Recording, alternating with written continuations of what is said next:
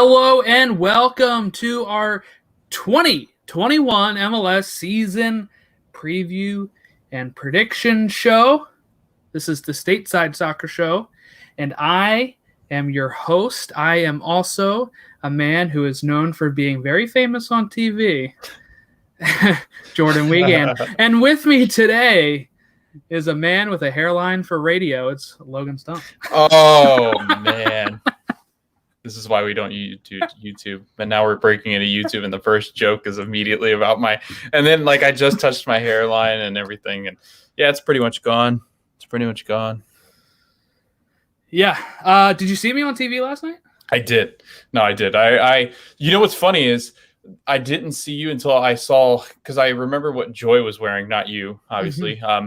But Thanks. Joy was I saw Joy coming down the stairs back towards your seat. So I saw her come down. I was like, that's Joy. So then I just followed Joy down the stairs because I couldn't tell exactly which one was you. But then eventually, once she got down to you, I was like, that's definitely Jordan, because I could see your blue hood on the back. Yeah, look at this. For our visual watchers, circled is me on the end with my wife next to me. She's looking up. This is when Elliot just smacks it all the way up 10 rows or so. And we're looking at this guy catching it over there. So, fun time. Good fun seats, time. though. You know what? It's seats. deceptively good. Deceptively good. Yeah. I sat down and I was like, oh my God, this is great. This is fantastic. Until the game started. Because then the game starts and I realize I have to do this for our audio listeners. I am hunched over because I couldn't see some of the players due to the crossbar on the goal. So I had to either put my head underneath of it so I could see through the net, or I had to stand up and look over. So yeah. There's a lot of people who are standing up, but it was great. We had a great time. We had, I think it was like 9,000 fans there. We had, all of the attack in the first half was towards our end. But, of course, they didn't score until they were facing the river end. So, it is what it is. I got to meet Todd, frequent guest Todd Lewis of the Free Kick Pod. Got to meet him. And ran into our good friend Rich, former roommate Rich. So, it was a great time. We should have 5 MLS teams into the quarterfinals of the Champions League, unless Columbus really botches it tonight. But we're recording this before Columbus plays. If you're listening to the audio version, it's like 7:00 on Thursday. So we're having some fun, though. Having some fun. We're gonna enjoy our preseason video, and yeah, I'm super excited for this. Logan, what was your any takeaways here from those? Toronto beat Lyon. The Union won. We had Atlanta confirm their way through. Am I missing a team? No, Columbus tonight. I only named 4. Who was the other? Portland. Portland, yeah, Portland in style, right? Yeah, they smashed them. No, I really enjoyed the games. I actually thought that as much of excitement as there was for the first Atlanta game, I felt like the other 2 games were way more fun to watch. The Philly game and Portland's game. Toronto game was really good. It was much more like just trying to hold on at the end. I think there were some tired legs, so I think that there was some issues with guys not playing and guys that hadn't played much against one another and with each other. So, but no, I did. The Portland game was a lot of fun to watch, and I think it shows just how good they can be. Philadelphia's game really showed just how good that they are still, which we'll get into. And then I think the Atlanta game was, with the players missing, with kind of the weird, they weren't playing at Mercedes-Benz. I don't know where they were. Some kind of other park. I have no idea where they were. Yeah, they use another stadium for these cup matches sometimes. Yeah, so they were, away from home, and it was good to see fans back. A lot of the Atlanta fans are really passionate, so I think that was fun to watch. But Portland and Philly, I think they stole the night last night, so and the night before. So I think that, watching those two teams play, felt pretty good about the season predictions we're about to get into. Awesome. Yeah, I don't think there's too much to say about it. Some people saying Saprissa, didn't look good. They didn't, but you still got to beat them, right? And I'm not going to take too much stock into these Champions League results just because, it's still early. We'll see how it goes. So I'm trying not to have these Champions League results reflect, change my preseason predictions. So, but I'm excited. So how do we want to get this started here? We want to go through the table first or through the Golden Boot, Manager of the Year, MVP stuff? I say we go through the table first and then get to the accolades after, because I think the accolades will kind of give away where we think people are a little bit. So yeah, that's let's go ahead and do that. So did you want to start from the bottom up, or do we want to go top down? Let's go from the bottom up, just for fun, I think. So let's start in the bottom of the West. So in third, you want me to just read the whole table? I think I just read the whole table. Yeah, that's fine. Yeah. So 13th, I have Vancouver. 12th, I have Houston. 11th is RSL. 10th is Austin. 9th is San Jose. 8th is LA Galaxy. 7th, FC Dallas, Colorado. 6th, SKC. 5th, Seattle Sounders. 4th, Minnesota. 3rd, LAFC. 2nd. And I've got Portland at the top of the West to round out the West. Nice. Do you want me to go ahead and you can do my West? Yeah, go ahead. Okay. I think we're pretty similar. I have number 13, Vancouver Whitecaps. Sorry, Sam. I got Houston, number 12.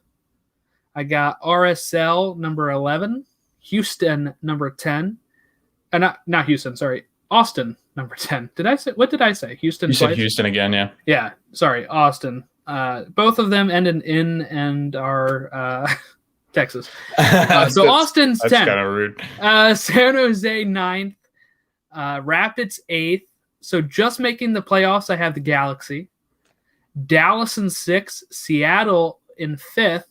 Sporting KC in 4th. Minnesota in 3rd.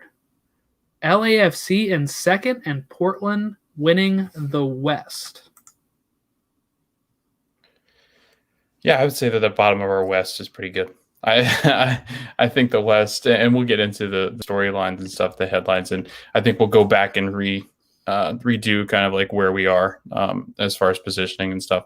But yeah, I think the West ended up being pretty similar. But I guess I'll move it on to the East, and then we'll head into the headlines, and then we can kind of go team by team and look at where we have them placed again, just so the viewers and the listeners can both kind of, because that was just a long list. But my East looks like this. It's got Montreal 14th, DC 13th, Inter at 12.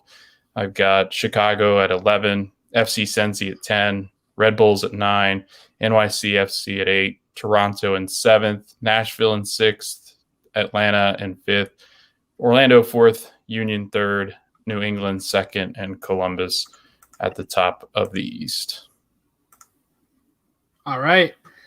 I have probably a little similar. I have Montreal in 14th, Chicago in 13th, DC United in 12th, Miami in 11th, NYCFC in 10th, Cincinnati in 9th, Red Bulls in 8th, Nashville in 7th, just making the playoffs, Toronto FC in 6th,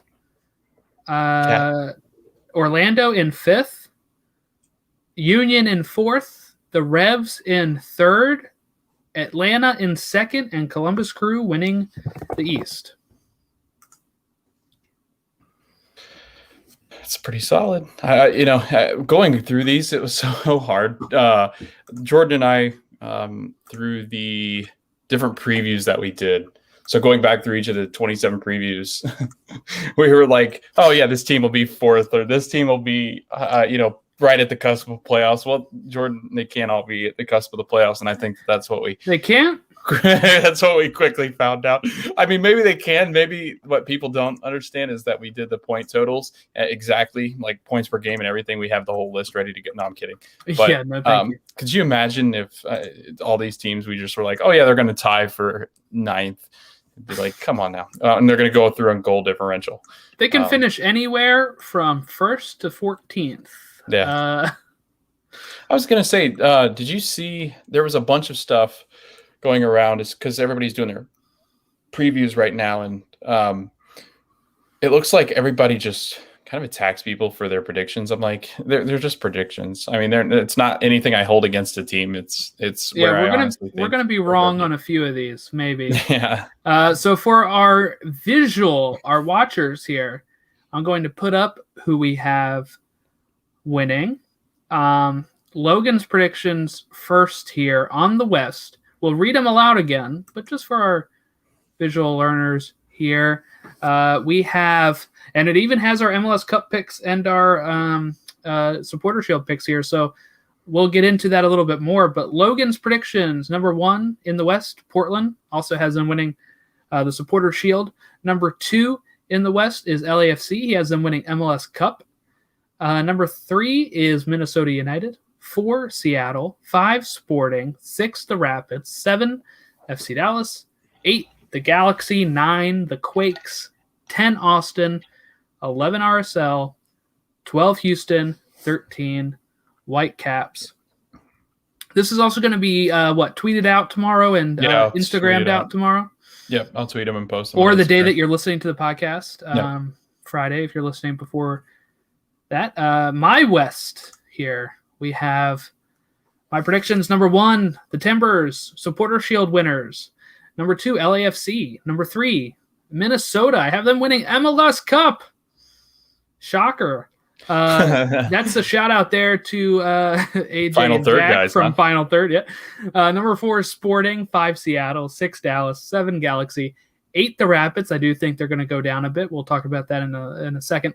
9 the Quakes, 10 Austin, 11 RSL, 12 Houston, 13 Whitecaps. And taking a look over at Logan's Eastern Conference, the Crew in first, the Revs in second, the Union in third, Orlando in fourth, Atlanta in fifth, Nashville in sixth, Toronto in seventh, NYCFC in eighth, Red Bulls in ninth, Cincinnati in 10th, Chicago in 11th, Miami in 12th, DC United in 13th, and with the wooden spoon, love to foot Montreal. You'll see something similar here for mine. I have Montreal with the wooden spoon. I have Crew in first, Atlanta in second, Revs in third, Union in fourth, Orlando in fifth, Toronto, Nashville, Red Bulls, Cincinnati. Then in 10th, we have NYCFC, Miami in 11th, DC United in 12th, Chicago in 13th, and, like I said, Montreal with in 14th with the wooden spoon. So pretty excited. We'll post those up one more time before we head out of here as well. But now for the deeper part of the show, do we want to go headlines now, or do we want to go Golden Boot winners, manager of the year, stuff like that? Let's go.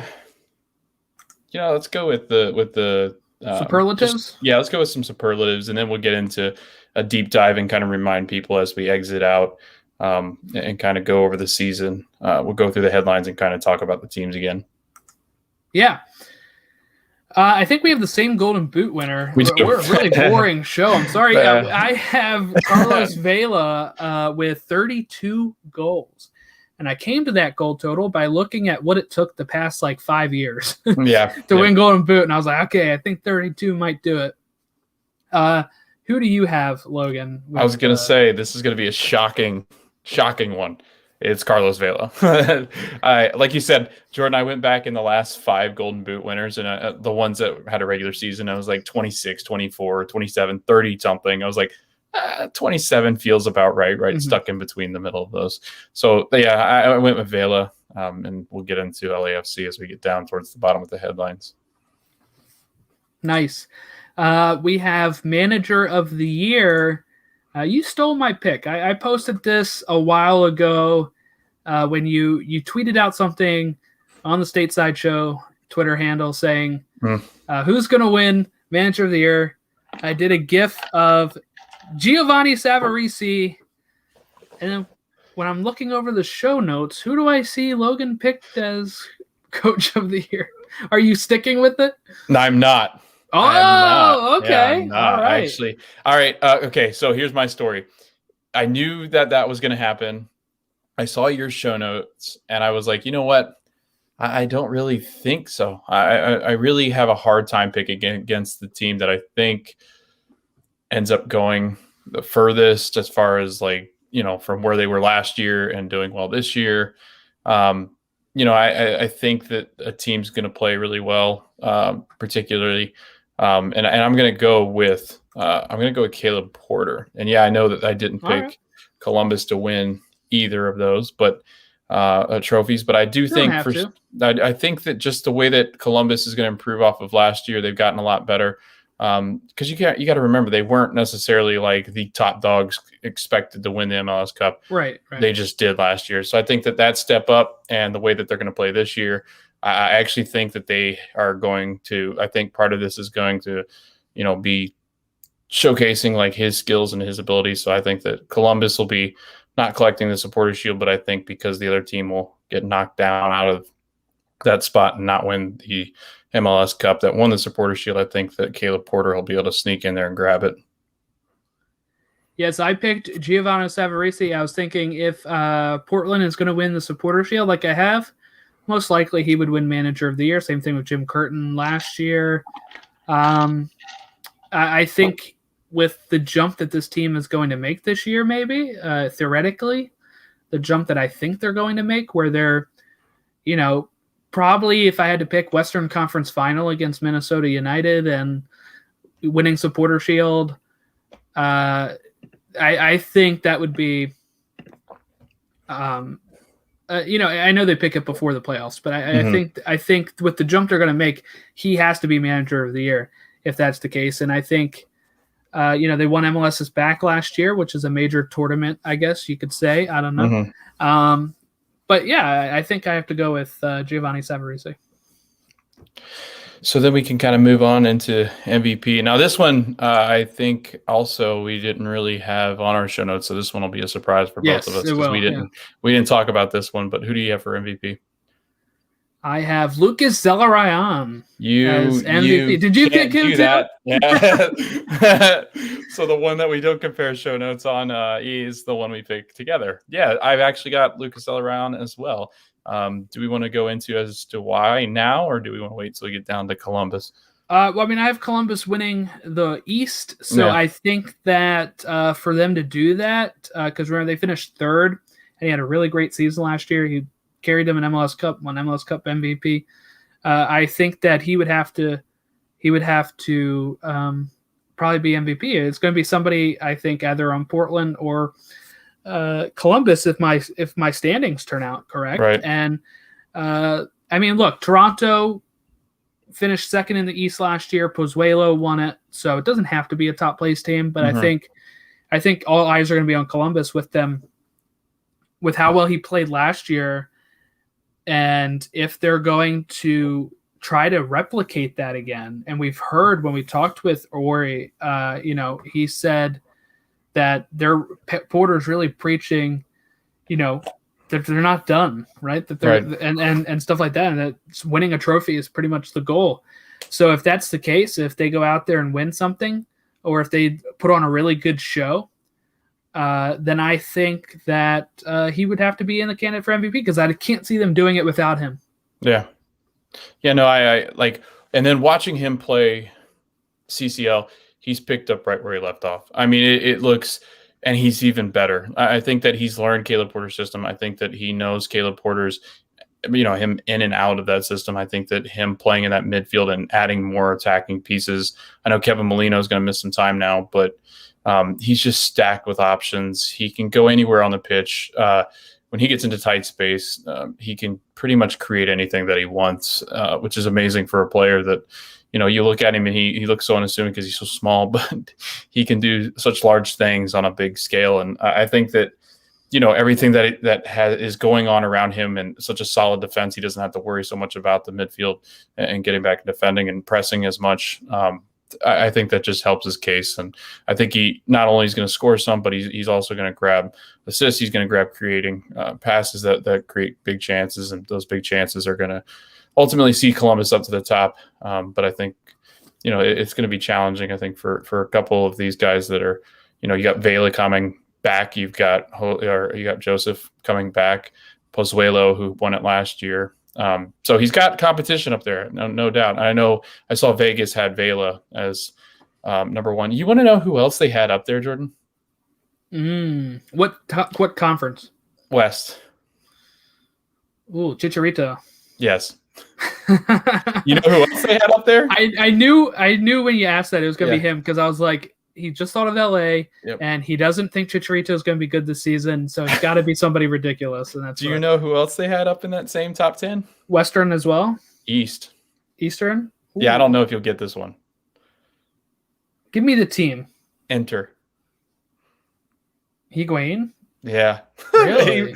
He's actually. You know what? He's actually. It looks like he's 5th. I feel like strikers are actually very rare to win MVP. I almost feel like it's always the number 10. Yep. It's always the number 10, I feel like. Yep. Or some sort of attacking midfielder. Yep. When we look at like Vela and Pozuelo and Right. So, we'll get more into LAFC, so I guess we'll move on. We can get into the fun part, which I don't think people tried to predict. Yeah, this is a unique prediction. We picked what 8 teams are going to qualify for the U.S. Open Cup. Remember, the U.S. Open Cup qualification is the best points per game out of the first pretty much 3 weeks through May 4th or 2nd? May 3rd? May 3rd. Yeah. One of those. May 3rd. So some teams only play 2 games, some teams play 3. So that's where it came a little difficult. We predicted all 8.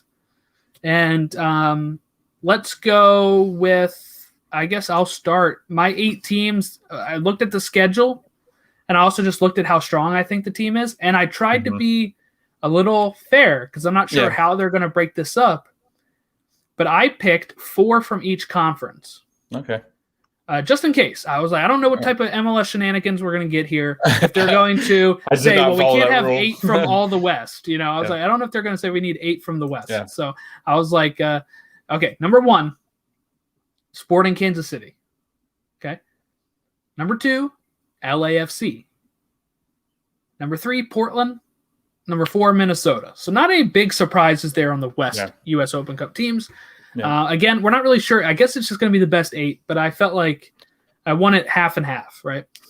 5th, I have Toronto. Easy schedule to kind of start off. They have like Montreal and Vancouver in the first 2 games. And then I don't know if they play a 3rd game. So I felt like, okay, they should be able to, if I'm projecting Montreal and Vancouver to be at the bottom, then Toronto should be at the top. And with the way they looked at the Champions League, I'm feeling pretty good about those picks, though I locked these in before that. Nashville in 6.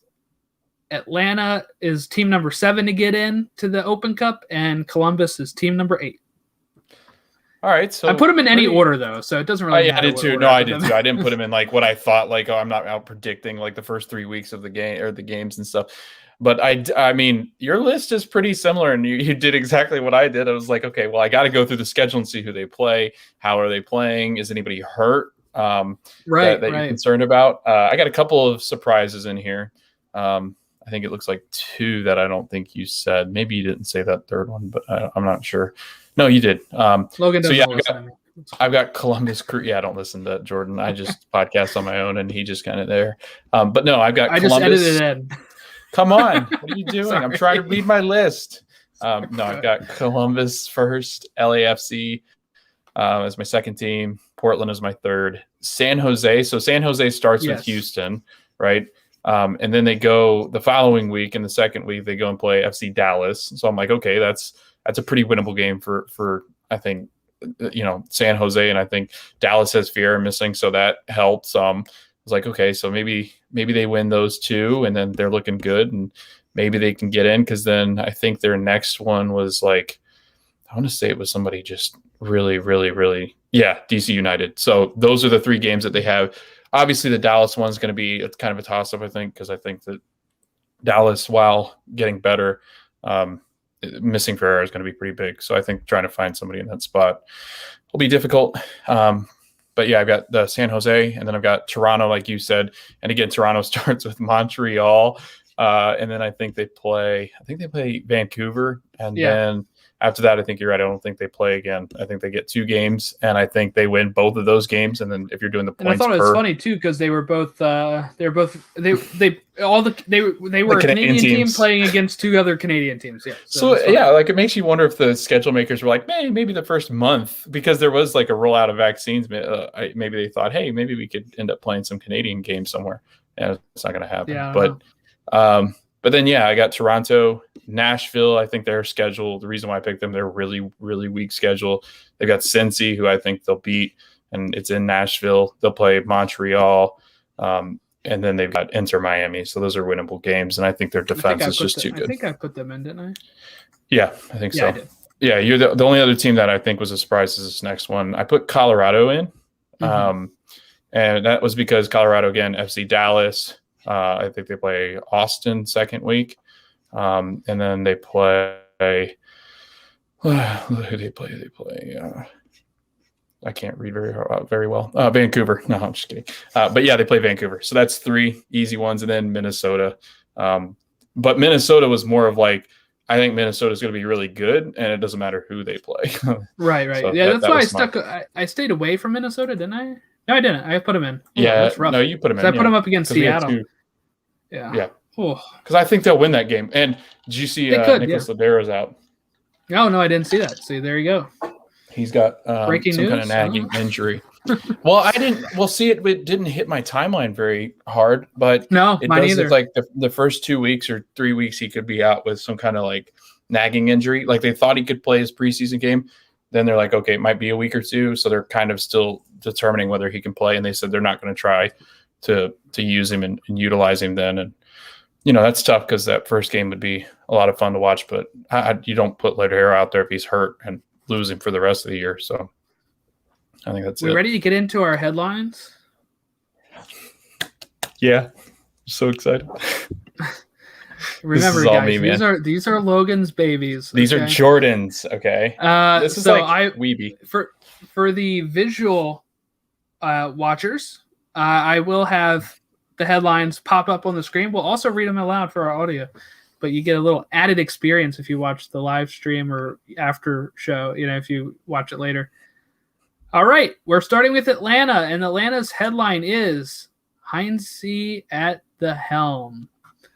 This is their new manager. He's at the helm. Big change from Frank de Boer, kind of going back to that Tata Martino style of play, which benefited them so greatly. Logan, what type of thoughts do you have here about Atlanta this season? Yeah, so I think that, when you're looking at their defense, that's obviously something that, it really was a bad chain last year. Like defense was not good. Midfield, not much better. And the attack really missed Joseph. And when you look at it now, you add guys like Franco, you guys add somebody like Santiago Sosa, you've got George Bello, Lennon. Those are guys that are just solid players. You're looking at a George Bello that might be, on top of some of these lists of going out and over into Europe eventually. And I think that he's that good. And he was their best attacking player almost last year. So when you're really looking at Atlanta and the way Heinze wants to play, get guys forward, get as many as they can, creating in the attack, kind of leave it back to that back 3. And they actually had Santiago Sosa kind of in that middle center back spot in that back 3 that kind of rotated him out and in, depending on where he was and where he was in defense. So I don't know. I really liked what Heinze did, and they played really well, and they played the first leg really well. Second leg was not as much. And honestly, I think it goes to the fact that, and Jordan, you have them 4th, right? Yeah, no, Atlanta. I have them second in the East. Second, okay. My reasoning for fifth in the East, Joseph is a concern. I don't know, how much are they going to play him? That's a tight fixture schedule. Not knocking on his health or anything, but that's just a concern because they're going to want to rest him. They're going to want to give him time. Those things have a tendency to swell up a little bit, and I'm not sure soccer is really something you want to play around with his knee in these type fixtures. And so that's why I've got them fifth. I think that, there's not – Barco's going to have a really good season. Joseph's going to have a really good season. I'm not sure that Barco's quite there yet. He's looked better, but not great. And then Joseph's injury concerns. But I'm really excited to see what Heinze does. Yeah, I think, look, this is going to be a pretty interesting, season for Atlanta. I don't think they've looked super great in the, when we're looking at the Champions League. I know they got the result, but there was, they had the red card with Guzan, right? And then they also had some there was times where it was a little shaky, right? A little shaky. Right. And look, and when you look at the injuries, or not the injuries, but the players that were out for Alawenze and stuff, I don't think it should have been as close as it was in that, in that result. Mm-hmm. But, I think over time they'll be good. And I think with the way MLS is, there's a lot of time to make up some of this stuff. And there's going to be teams that falter and stuff. So it's not a big deal. And I think that they'll get there. I'm not overly concerned, but I just think that they are, right now, I know I have them higher than you do, so I'm not as down on them as you. Mm-hmm. But I just think it's not going to be a hot start out the gate. Is my main point here. So you see them climbing later then? Yeah, I think once they get used to the new manager's tactics and they get used to his style and, they have some time to kind of gel, I think they could be dangerous. They'll be really dangerous because, when if they play anything like the old Atlanta United under Tata Martino, then they're going to be very dangerous. And it's going to be, pretty great to see. So, so I can't discount them for that, So, but other than that, that's my thoughts here on Atlanta, and I think we can move on to the next. The next one we have is Austin will be all right. Logan's very proud of that one. I am so proud of that one. Reference here to, of course, not only alliteration, and what we think they will be, that they'll be, all right. All right. But also a reference to, co-owner Matthew McConaughey. So just a really great all-around headline. Thank you. I know we both have, Atlanta. Austin. We have them pretty decent. Both of us have them missing the playoffs. Here, I was able to add these. This is what I was doing that whole time, adding these side by side here. So if we look at our side by side ones, I have them in 10th. You have them in 10th. So great, right? We agree on that. Yes. We talked with Hernan earlier in. When we first started the show, it was one of our first episodes with you at, joining and previewing the season. And we had, I think he thought they could make the playoffs, right? And we kind of talked about, can they assemble a squad that can make the playoffs? They were linked with Thomas Pochettino at that point. They did sign him a day or two after. I was going to say, our episode. He was on a plane taking pictures of himself going to Austin when we were uploading it pretty much. Right. So I just think this is an expansion team. It's not, I don't think they're as solid as Nashville was last year, just from squad. Mm-hmm. And look, they're hinging on a player like Diego Fagundes as well to be able to get back into some sort of form here that's a little, different from when we look at, Nashville, who got somebody like Dax McCarty really established, holding down. While you have, Diego Fagundes, you're going to have players that have to adjust to MLS, like Pochettino and other players like that. But you got Alex Ring, so something to look good there. But like you said, in our notes here, they had some defensive woes in the preseason. We're not really sure where they're going to get all their goals, especially they have an injury right now to Schoenfeld. So not really sure. Your thoughts here on Austin and why they'll be just all right. They're going to be all right because Matt Beasler is not the center back that you need in this league. Not anymore. He used to be. And I think that they're very high on Beasler because they know his pedigree. But when you talk, when we get down to SKC, we'll talk about him. But when we talk to Jimmy and we talk to Dan, there was a sense of like he was already gone last year. It was just he was still there as leadership. Yes, I think he'll be a great leader. I think he's got all the skills to make some of these younger guys really good.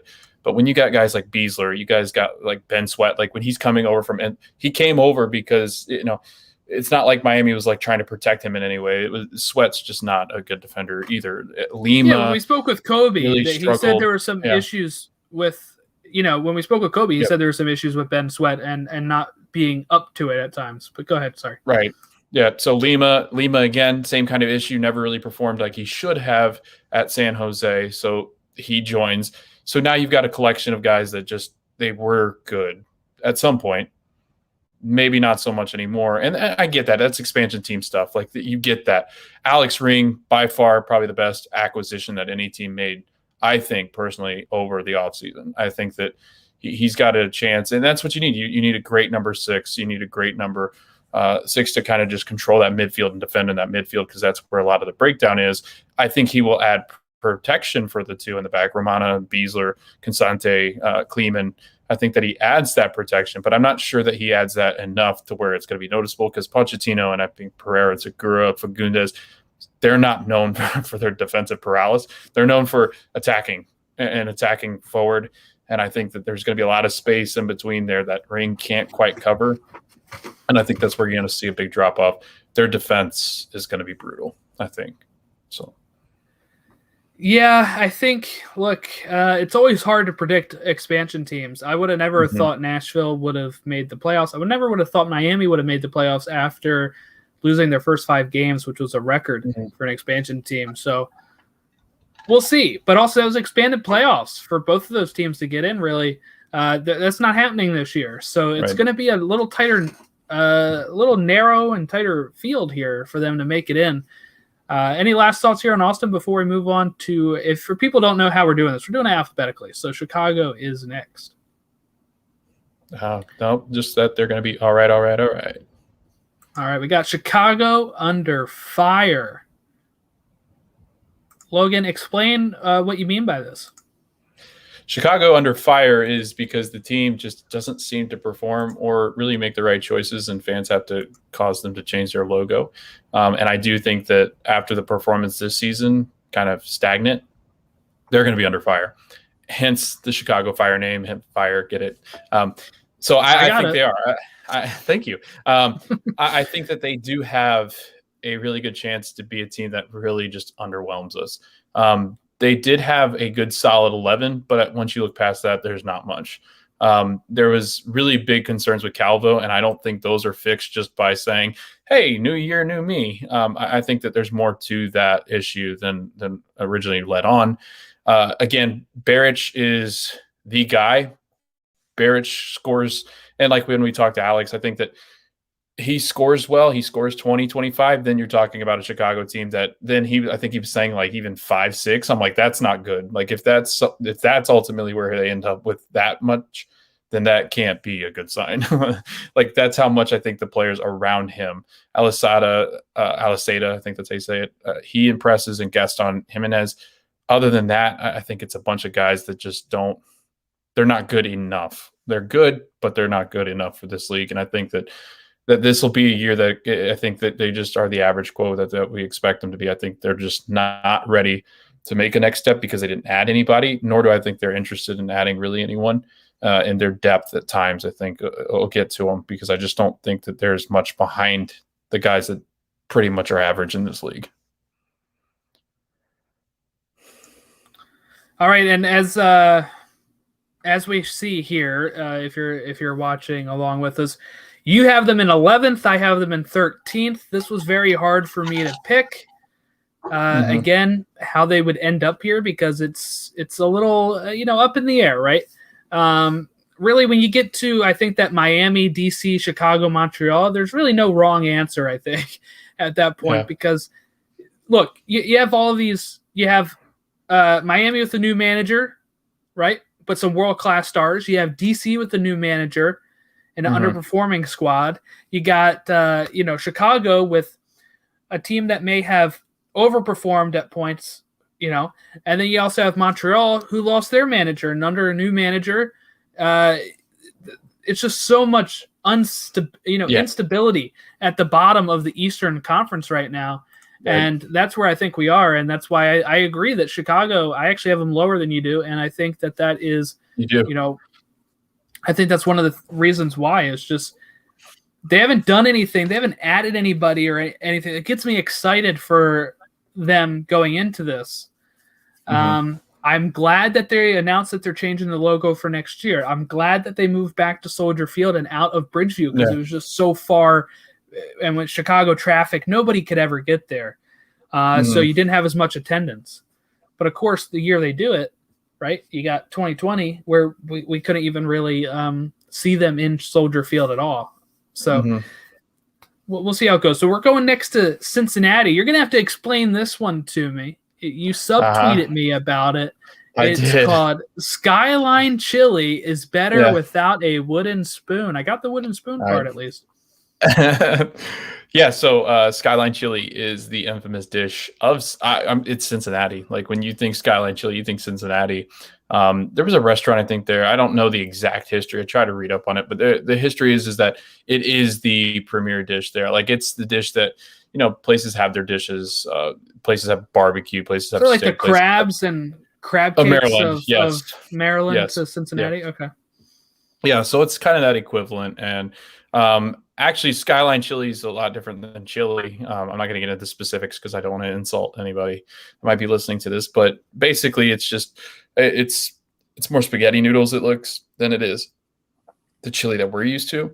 I don't know what kind of chili everybody makes, but I think there's a bunch of different ones. But anyway, the reason why it's going to taste better without a wooden spoon is because Cincinnati is no longer the laughing stock of this league, at least in our opinions, I think. Right? They went out $13 million for Brenner plus more, adding on to a bonus of his Lucho Acosta, Matarrita, Valencia. You got Tonga, I think that's how you say it. A guy on the wing. You've got guys that they're just adding to this attack, to this center back spot that they've been that they had a hole in. I think the Frankie Amaya thing was probably really distracting, at least in the offseason. So they got rid of that headache, and Amaya's now out. But again, this is not a team that like you look back and go, man, that's a wooden spoon team. But then they go and wooden spoon contender and team, but that they're not this year. They go out and spend money. The owners go out and decide that, hey, we're serious about this team being really good. And like you're seeing there, if you're on the visuals, Jordan's got him in 9th. I've got him in 10th. But my thoughts are that since he's going to be a lot better this year, I'm not saying playoffs because I don't think Lucho is as good as they mark him up to be. I don't think Brenner gets his feet wet, extremely wet this year. I think it's going to be more next year when he gets into his full fitness and form. Yeah, I think that's why I have them as a improvement, right? They've done a lot to improve this roster. Yes, they move on Frankie Amaya, but if he wasn't happy, then you're not going to get anything out of him. Yep. So you get Brenner De Silva, you get Lucho Acosta, you get these players that they're bringing in, like you said, Matarrita and stuff like that. That is inevitably making them a better team from when they were wood and spoon, winners, right? Of 2020. Right. They're now, I think the goal is to get kind of mid of the East, right? And then next year you try to get in 2022, you try to get into that MLS Cup playoffs. And I think when you do that, for me, if I'm a Cincinnati fan, I want to see progress. Yeah. Right? I want to see progress from last year where we finished last. And sometimes it takes a bit to get that progress in MLS. There was times where I wanted Jim Curtin out. There was times where Union did not look good. And we stayed the course, right? Because they believed in the manager. They started bringing in other players. And these players have they started bringing in youth as well who have known Jim for such a long time. And you get to that point where, he's been manager for 7 or 8 years now, and we're just now really hitting that stride. Last year was the Supporter Shield. The year before that was the playoffs. Winning our first playoff game. It's that incremental. We went to the U.S. Open Cups. We won our first home playoff game. We went to, we got the Supporter Shield, and now we're in Champions League, and we won our first 2 legs of that. And it's that motion of perpetual, and that's what Cincinnati needs. They need that motion forward. It's not going to be a quick flip, like a light switch. So I think we're pretty much in line there with that. They'd be not going to be a wooden spoon. I've seen some people give them wooden spoon, and I think the only way that happens is if Brenner is a complete flop, Acosta's a complete flop, because then where are the goals coming from? But you would hope that, that they, Acosta's used to the league. He should be okay. Brenner, you have to worry about adjusting, but I think once you have that role, and I think, hopefully I hope for them, because I know they got a pretty good fan base. And sometimes, like we've seen with Orlando, where they had a really good fan base to start out, they get into some losing ways, they kind of leave for a bit.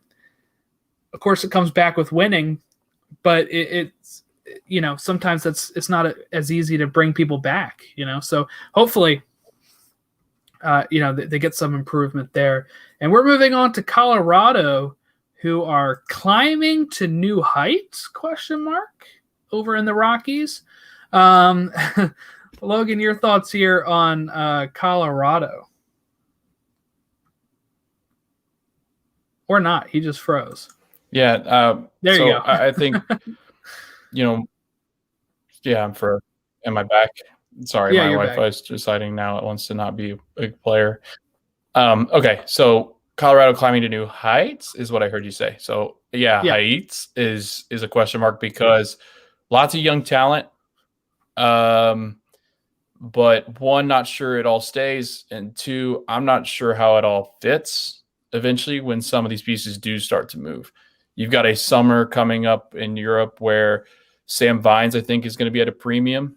It might be the time to sell Sam. It might be the time to look at Cole Bassett and go, okay, how much can we get out of him? Because that's another person I think played so well last year to end the year that you could really see out of this team. Jonathan Lewis had a shaky Olympics. How does that work out? Sometimes I don't think he's as involved as he should be. He doesn't get the chances that he needs to do.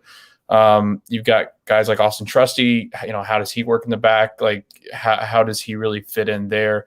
So it's a lot of younger guys that are trying to figure out Kellen Acosta. You got Namli, who are in the mid, that, trying to just fit these pieces in together. I think they are a good team, but I don't know. It's a lot of moving pieces that I think are going to be going and looking elsewhere, right? There's more attractive things over that way. In a West that's just so crowded. I mean, this is hard to do to Colorado, because I'm like, I want to pick them to do very well, but there's so many teams ahead of them. I'm like, that team's really good, so I don't know if they could stick with them. So that's my thoughts. New heights, maybe, depending on how these all mesh together and who's all still there when they get down to the crunch time in the fall. Yeah, I mean, I have them a lot lower than you do, and by a lot, I mean 2 spots. You have them in 6. I have them in 8th, but those 2 spots make a difference, because 7th is the playoff spot, right? Bam. Yeah. So they'd be just missing it on mine, and they're just making it on yours by a spot. And I think a lot of people think Colorado is going to surprise. I think they surprised last year. I don't know if you can surprise again like that, unless if you were going to be top 4. And I think, that's fair.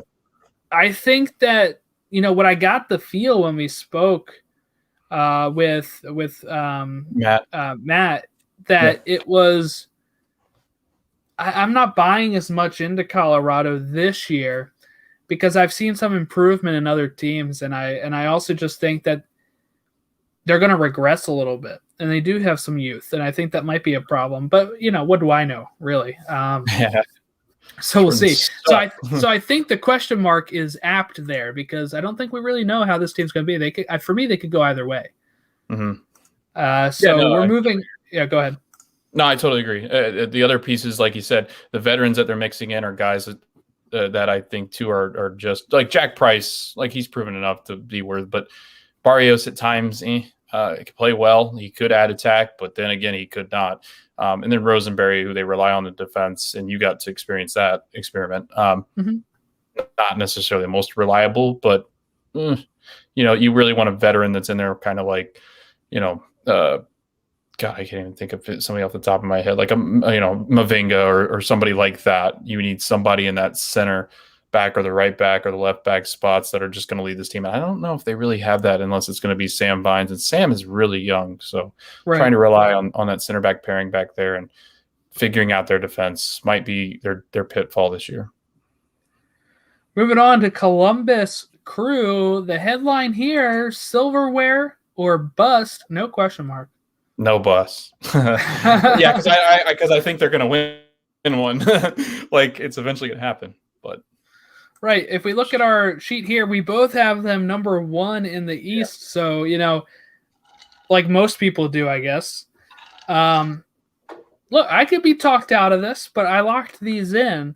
And the reason I could be talked out of this is they have some injuries, right? We got Molino out for 6 to 8 weeks, right? Yep. We got BWP's old, but I mean, he's not going to play a lot of minutes, but he's going to be able to come on.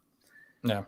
They had some injuries during the Champions League match. They start in 9 minutes from when we're recording this, so we'll see how they do in that game.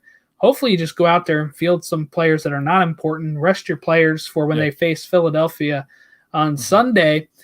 But yeah, we both have them number 1. You said silverware or bust. What's your thoughts here on Columbus? I think that this is a bust if they don't win silverware. That's where my headline was. Like, this is so, but I don't have, like, I'm saying that while Caleb Porter is my manager of the year, this is going to sound fun. They're going to be like, what is he talking about? I still think that because if you look back at Columbus, they weren't expected to do what they did last year. They're building on this year. They'll have a really good year. I think they actually make a really good run and almost win this CCL. I think that they're built. They're one of the teams that are built to run this tournament. It's the first time. They have a tough go, though.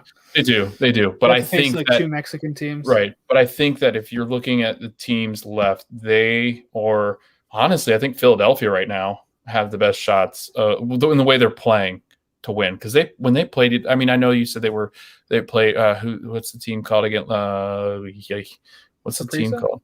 No, not Philly, Columbus. Real Esteli. Thank you, Esteli. Yeah, they're not great, but they just look so dominant against them, and then they just kept bringing people in. But I say bust because I think that if you don't win silverware, whatever that silverware might be, then I think you have a failure because I think that this is one of the best teams that's ever been put on a sheet. Really, I think that when you look up and down the depth that they have, I mean, if you look at their depth chart, I'm looking at it right now. Guys behind them are simply amazing, right?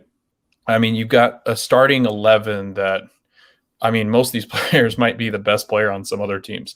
That's how good they are. They're just so stacked. I mean, you got Zilla. What I would say is if you look back at because I know you weren't, watching back then, but if you look at Toronto 2017, their team where they won, they won like a MLS Cup, Canadian Championship. They got to the CCL final the next year, stuff like that.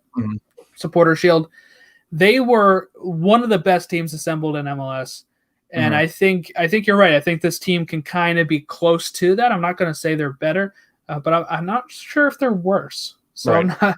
I'm not really sure. But I think you're right. Then if they don't win a trophy, any trophy would do. I think that would be kind of some sort of disappointment because We heard, like I said, that's kind of their goal, right? Is to either repeat or win some sort of silverware. That if they don't, I think that is not great for them. Now, look, it's not. I guess when we say bust, it's like, oh, that'll be a disappointment. But for me, it's not like, you burn it down or anything, right? It's just it's just a bummer. And then you're like, okay, well, we got to do it again the next year. And God, if they don't win any silverware and they decide they have to add even more players, then the East will really be screwed, I think, for the following year. We ready to move on to Dallas? Yeah, let's do it. All right. Moving on to Dallas, I like this one a lot, actually. Youth movement or moving youth. Mm-hmm. I feel like this comes from my rant, right? This has to come from my rant on Dallas that I gave on the Dallas preview, where I said at some point you have to realize, are you going to win, or are you just worried about, moving the players through the youth team? And I feel like this really epitomizes that, and I think that's the number one question for Dallas. Now, if we take a look at what I have them in, I have them at 6. You have them at 7th, so we both have them making the playoffs. And I think that they should. I think they really should this year. I think it shouldn't be overly difficult for them to. But we do have the injury with Fierro now that just came out right yesterday. Mm-hmm. So I'm not 100% sure on how that'll affect them. But,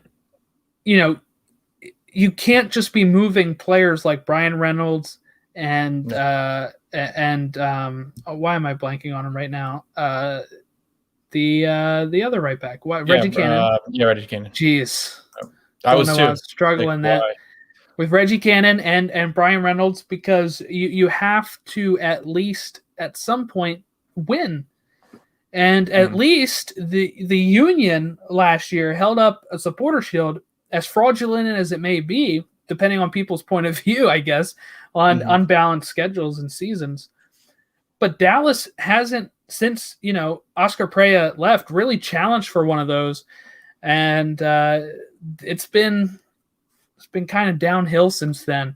And, they're selling these young players. Brian Reynolds just months after he makes his debut. What's your thoughts here on Dallas? Yeah, so again, like you said, and it's not even really specifically somebody, although I do have somebody in mind that I think is going to be on the move here soon because of their history. It's a matter of like, okay, you got these really young players, and this league is becoming younger. They're moving to this youth movement. Dallas was smart in the day where they were like, okay, let's sell our youth and then get more money to buy some of these veteran players that are really good MLS players, and let's go that route. But now there's such a push towards youth that, look at it. If you look at Philadelphia, you look at Fontana, Aronson, right? Mark McKen, like that's a youthful group. And then now they're just older, and there's still some of them left. So they don't move on as much as that. It seems like Dallas, once it becomes 10 million price tag, they're like, okay, cool, let's just sell him. That's not really, that just becomes a feeder club at that point. And it really is. And there's another team in the East, I think, that's very similar in the way that they think. And that's because of their network. But I think yes, I think, it's a bummer because MLS really needs this youth, because this is how the game grows. I'm not sure that Dallas has really gotten that now understood. Yes, their academy is fantastic. It's awesome to brag about. But look at it. You're looking at players that are going to play half a season, maybe 2 games, 3 games, 4 games, and then they're just going to flip them. That's not a Dallas player. That's just some random prospect that just played in Texas for some reason and then decides to go overseas. The one that I think is going to be the name that's sold next for Dallas is Tanner Tessman. I think that when you look at Tanner, he's an American. He's this part of this youth, I think it's like this cult kind of following for these youth kids in America right now. And I think Tanner is part of that group, right? You mean where they get like random Twitter accounts that are fan pages of them? Yeah. Yeah. There's like a cult following for 18-year-old kids. Another kid that's on that team that's really going to, I think, be good is Ricardo Pepi. And he's their backup 9. Jara is a little older. So as Jara starts to work his way out, Pepe might see some time, especially with Ferreira out now. Who knows what they're going to play, if they're going to try, more strikers up, or if they're going to just fill in some more of those wings with Almedicar or whatever, who they signed. One thing to watch this year, the reason why I have them in the playoffs, O'Brien. I don't know how to say his name, but on the wing, he is really good. Like I watched him play I think it was like the Texas Challenge Cup or what do they call it? It was some kind of different name, but I forget what it's called, but it's the one where they're doing all the Texas teams. Team. And he had some highlights where I'm like, okay, this guy is really good, and I think that their midfield and then on the wings look really good. And I think they'll create enough for Jara where I think that this team is better. They're better tier than some of the other teams that we have below. All right, let's move on to DC United. We got a topical political one here. We got Losada elected, right? Yeah. He was chosen. He was elected as the manager by the board. He's moving over from the Belgian league, and he's coming over here. He said he wanted to coach here before, if you watch his Extra Time interview, because he had a friend, Jelle Van Dam, who was over at Galaxy. He used to watch him play there at times. And he said if he ever, had the opportunity, he would take it. So he got the opportunity. He took it. And we don't really know much about how this DC team is going to look. So that's why if we take a look at what we have here, you have them in 13th. I have them in 12th. Yeah. I am going to give Losada a little bit more credit. I think that they should be better than Chicago. When you look at Julian Gressel, Paul Arriola, if he comes back, great. Ola Kamara. I mean, this team has some real attacking talent in it and some good defenders. Steven Birnbaum, when he comes back from injury, right? And to me, I think they'll have a slow start just due to that Birnbaum injury. We got the Bill Hamid injury. So I think that's going to be a little trouble for them. But I think they'll weather it out. I think that they could get higher than 12th, what I have them at. But I can't have them going much higher than 12th. I think maybe at most 10th. And at the least 14th at this point. I mean, really, it all depends on how Losada, is coming out and how the team's coming out with them, because this team has some real talent, and it's they just signed Andy Nahar too, which made me question what year it was, because he used to be there in 2012 or so. So I'm like, oh, geez, what year did I wake up in? But so there's some real talent on this team, and we don't know how it's gonna go. What's your thoughts here on DC United and Hernan Losada? I mean, so my issue is Kamara, like you said, he's talented. He was talented, Jordan. You're right. He was. He's not anymore. He was. He's still talented. He's a 4-goal, 9-goal is like a stretch, I think. I think that this is not an attacker that you go, hey, this is going to take us to the 10th spot, because Cincinnati's in that 10th spot, 9th spot. You've got teams like Chicago who have at least Baric to score. I'm not sure Kamara can do the same, and Flores isn't going to do that. Assad's not going to do that. Reyna, when he plays, isn't going to do that. Areola is not known to do that. I just don't see where they get goals. That's my biggest concern, and not to mention the fact that they were one of the worst defenses last year. And I don't think, Heinz Ike, I don't know how well he played, and Hernan knew him from back over in Belgium. He'd been playing in Belgium, so that's where he saw him. I actually think the kid behind him actually has a really good shot at becoming something really good for them, Pines, because I think that, there's youth again backed up, and he's going to be, but unfortunately, this is like Heinz Ike is really the only signing that they make that is Losada's guy. So, Pines isn't going to play. I do agree with you on the Gressel end. I think Gressel's great.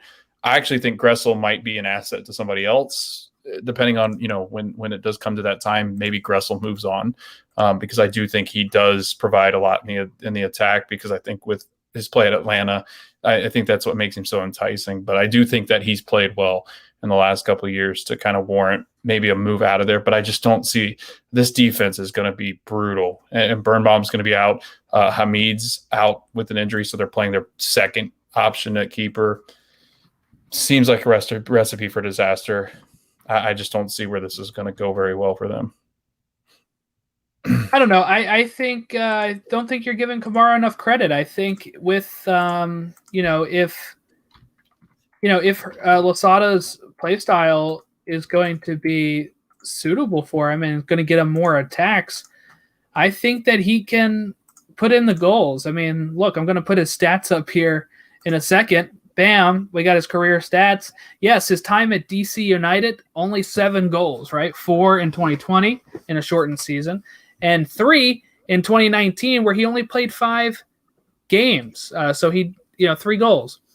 2020 was a rough year. It was a rough year for DC United, though. So if we take a look at his time at Columbus, we have 16 goals in 2016, 18 goals in 2017, 14 goals in 2018 when he was at Galaxy.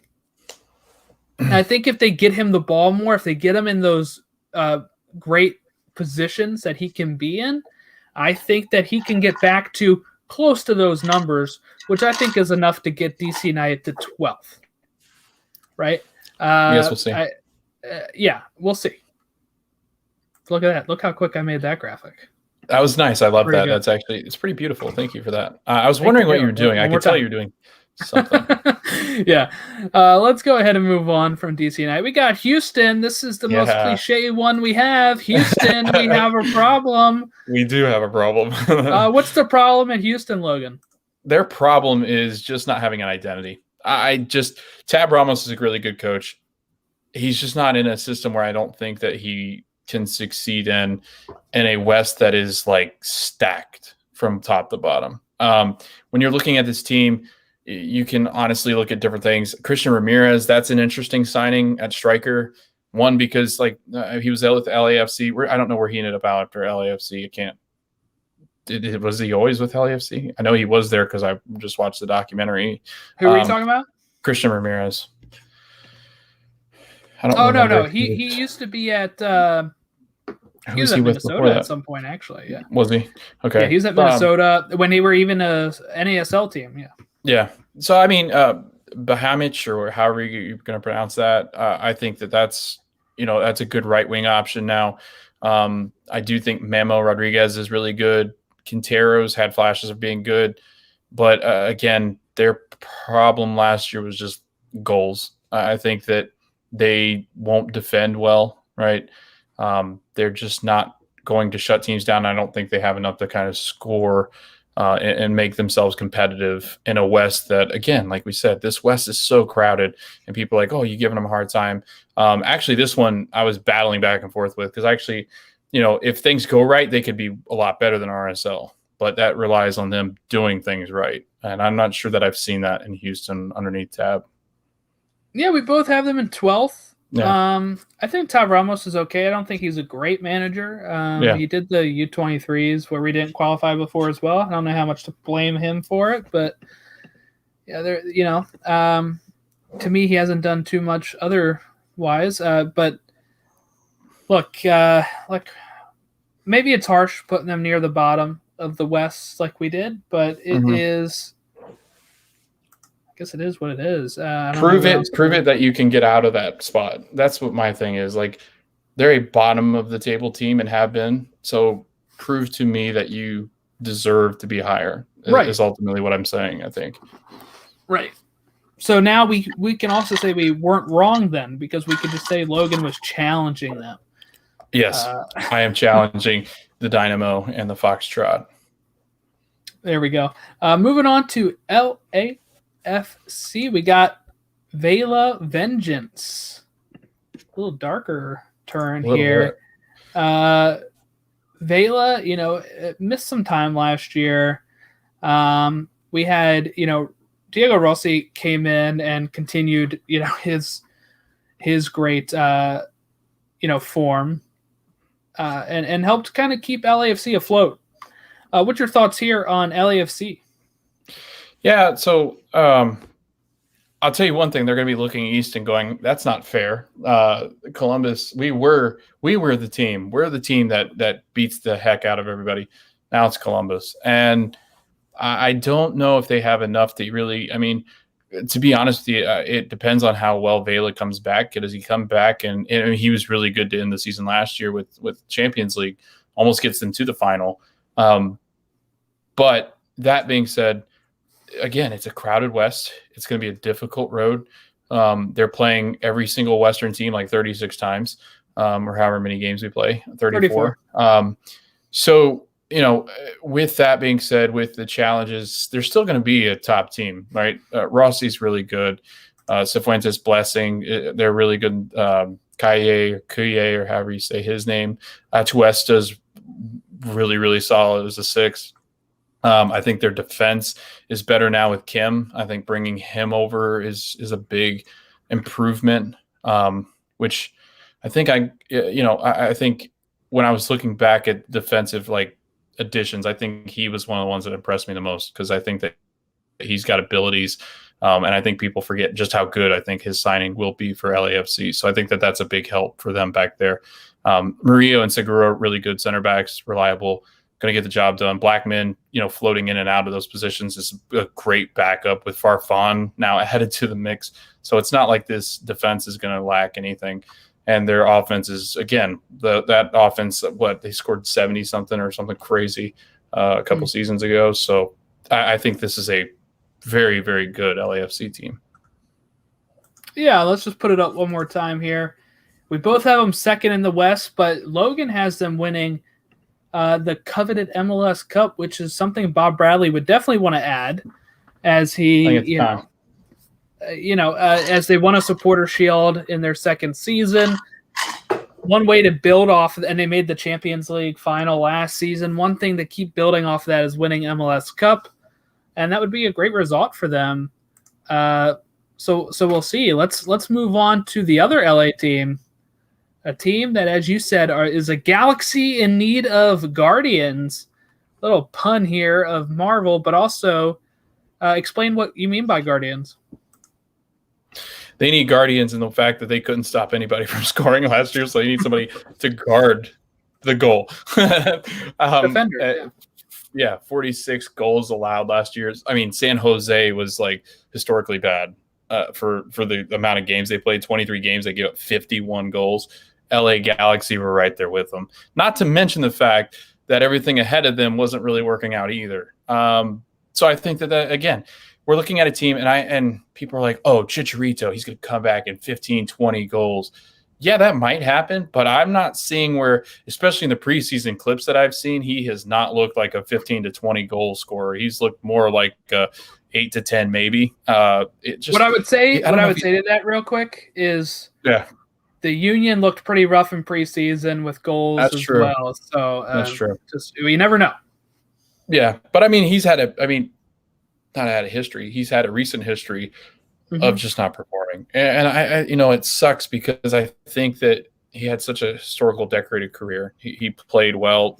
He was in Europe. He was with United. I mean, he had the abilities to score, and for somebody to just kind of just fizzle out and not be anything close to what he was. And I know he had a lot of personal stuff going on last year.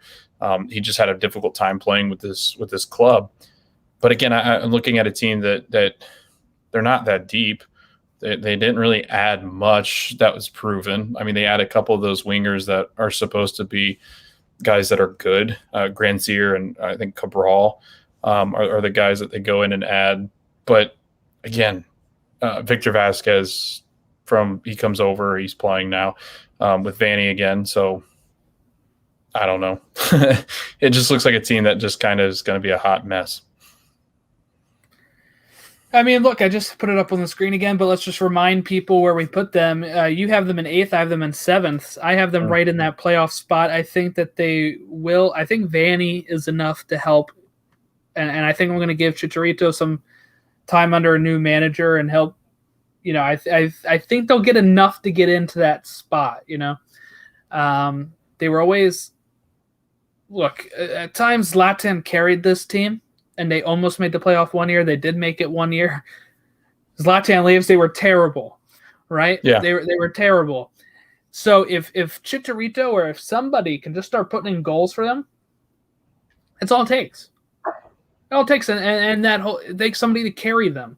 And I think under Greg Vanny, they'll at least be playing more to a suitable, like last year under Barris Soleto, they were playing whip it into the box at times when they shouldn't have been. And I think that really hurt, before they thought they were doing that just because Zlatan was up there. But then I think LA is our house. When we had them on, they said, we thought it was a necessity because of Zlatan, but then we thought they would change, that Soleto would change when we had Chicharito and different players. And he didn't. It seemed to be his default at that point. And that's where they're kind of stuck, I guess. And we'll see if they. I believe in this Galaxy team. I think that they can get 7th. I'm not super down on them, but I'm also not thinking that they'll be super up there because, again, we mentioned this West is even the East. I mean, when you look at the top half of these teams, some of them are just so deep and so good that you're like, how can they mess this up? This is MLS. Some of them probably will mess this up somehow. We'll see how it happens. Yeah. But let's move on to their Miami. defense. And sorry, go ahead. No, go ahead. I was just going to say that. Just the reason why I think there's improvement there. One, Vanny's a hell of a coach. Two, they've got a much better defense, I think, this year than they had last year. When you add guys like Derek Williams, who is solid, when you add guys like Villafana, and you have Arujo already, that's a good defense. I just think that last year got ugly. And then Klinsmann and Bond, I think they both have had good showings in preseason. So I think that those are two really good, solid options. Sorry. And I think that's where the defense ends up carrying them up to those spots. Next up, we got Miami Vices as the headline here for Miami. Little, pun and pop culture reference. But what is it, do you think, that would be Miami's vice, Logan? What are they going to be having to rely on to take them to the promised land of being a better team and making the playoffs this year? Hoping that none of their other DPs are on an illegal contract. Does that mean? No, I'm kidding. Higuain. That's it. If he doesn't score, it's a really bad team. They might actually compete for Wooden Spoon if he cannot play well, because I don't think they're that much better. But at least if they have him, it's kind of like a Chicharito, right? A guy that was once proven that I think he's actually on a better road to being back than Chicharito. But watching Gonzalo Higuain not play well and get frustrated as much as he did last year, it's him. And then their savior, the guy that I think is going to help them tremendously, is Gregor. I think that he, in that midfield, shores up a lot of the defensive issues because he's just so physical and athletic. I can't wait to watch him play. But again, Jordan, we always talk about it.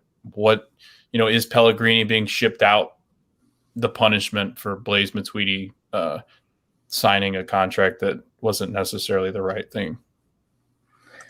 It seems like it. I mean, look, we both have them pretty close. You have them 12th. I have them 11th. I don't think they're good enough. I mean, look, talent-wise, they should be. They should be better than DC United talent-wise. We both have them better than DC United anyway. When you look at Gonzalo, they have Higuain, Blaise Matuidi, Ryan Shawcross, right? They got Kieran Gibbs coming in at some point. Pizarro. They're going to have we're going to find out what happens to Pellegrini. It seems like he'll have to be shipped out. We covered it with Kobe Price that it seems to have been always the plan to have moved him to the U22 DP or whatever they're calling it, the young 22 player. He doesn't meet the requirements for whatever reason, probably his salary or whatever, he won't be able to do that. And, it was always supposed to be Matuidi would be not a DP last year and a DP this year. That sounds kind of sketchy to me anyway. So what, he took a pay cut? No, that's exactly why they're in trouble, right? David Beckham is trying to put his mark on the team. They got a new coach. They have all these talented European players. They have all these talented players. But can they be a team? We see this all the time in any sport where you look at a team and you're like, holy moly. They have all these players. Look, the Orioles signed Matt Harvey and King Felix in the offseason. And King Felix didn't make the team, right? And Matt Harvey barely did because sometimes these names are just names at that point. They're not the player they used to be, and that's what I wonder about. Ryan Shawcross was about to retire. And he didn't even think of MLS until they're like, knock, knock, hey, do you want to come over here? So that is worrying, right? Look, Shawcross is a decent player. He's good. Does he have it still? Who knows? We'll find out, I guess. But it's not the type of signing you're looking for as Miami when you see teams like Atlanta go grab these young South American players and teams like the Union who scout Germany in the second, third divisions, find Kai Wagner, find, El Brujo, you find Jose Montero, like you find all these players that you find all these players that sometimes they're just coming from random leagues and could help, but instead you're picking off 35-year-old Englishmen or whatever, or 34-year-old Europeans, and that could be a problem for Miami, I think. And I think as a fan base, it doesn't excite you. Go down to Miami, a place that's usually pretty Hispanic area, and say, does Ryan Shawcross excite you? Maybe Matuidi does. Maybe, Higuain does, right? But some of these players are going to be past their prime, so we'll see how it works. And I'm ready to move on from Miami. Yep. All right, we got Reynoso, King in the North. A little Game of Thrones, right? Yeah. Reynoso came into the league pretty late last year, like September. And, man, did he have an impact? Well, yeah, that's the next team, actually. But did he have an impact on this Minnesota team with their playoff run? Was it 8 goals?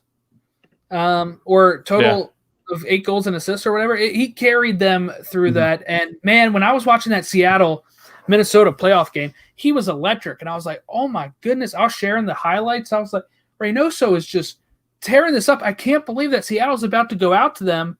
And then Minnesota was like, don't believe it, because we're going to give up all these goals and Seattle is going to beat us. But it was crazy. And if they just had a little bit more luck, he gets them to an MLS Cup final. Who knows what happens in there against Columbus, because it's a totally different team than Seattle. And you think maybe they could have won MLS Cup last year. And that's why I do have them as MLS Cup winners. And what's your thoughts here on Minnesota? Because we both have them, I think, the same exact spot. Yep, third. Yeah, third. But I have them winning MLS Cup. What's your thoughts here on Minnesota?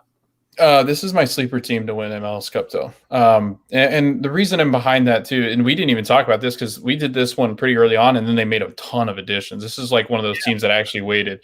They add Ramon Abila, who is their new number 9. Really, he's supposed to be he's supposed to be really good. He had 5 goals with Boca Juniors, and so he was playing really well before he was sent up to the North. Gasper plays as a left back, and they added him. I think that, they're getting ready to add, who was it? I just had it pulled up. Hold on my phone. Franco Fragapane. And I think that he's a winger that could really make a difference. They added him, and that's a spot that's already pretty crowded because they had Agudelo. They already have Laud, and they already have Finley. So I think that that's a stacked, attack with Reynoso. You also have Hassani Dotson, who doesn't really have a spot like on this team. He can play anywhere. Play in like they have this formation that doesn't, like, Hassani could play the wing, he could play the midfield, I think. Hell, I even think he could play a 9 if you really just wanted to put him up there and see what he could do, because he has those abilities. But that'll be something to watch. I think that the good thing is that they have insurance, is what I'm saying, in the attack. They have depth in a league, and in a time they're going to need it. Gregus and Alonso, 2 of the best center defensive mids, they just lock things up right there. And then Boxall, Opara's not coming back, I don't think. It doesn't sound likely, so Dubasi's going to have to step up in that role. But they've got so many options, and they're deep, and that's a thing in the West that they're going to really need. And I think that you're right, Jordan. I think if there's a team out there, I actually am going to lean more towards Minnesota United than I'm going to lean towards the Revs, only because the Revs need Heel to perform.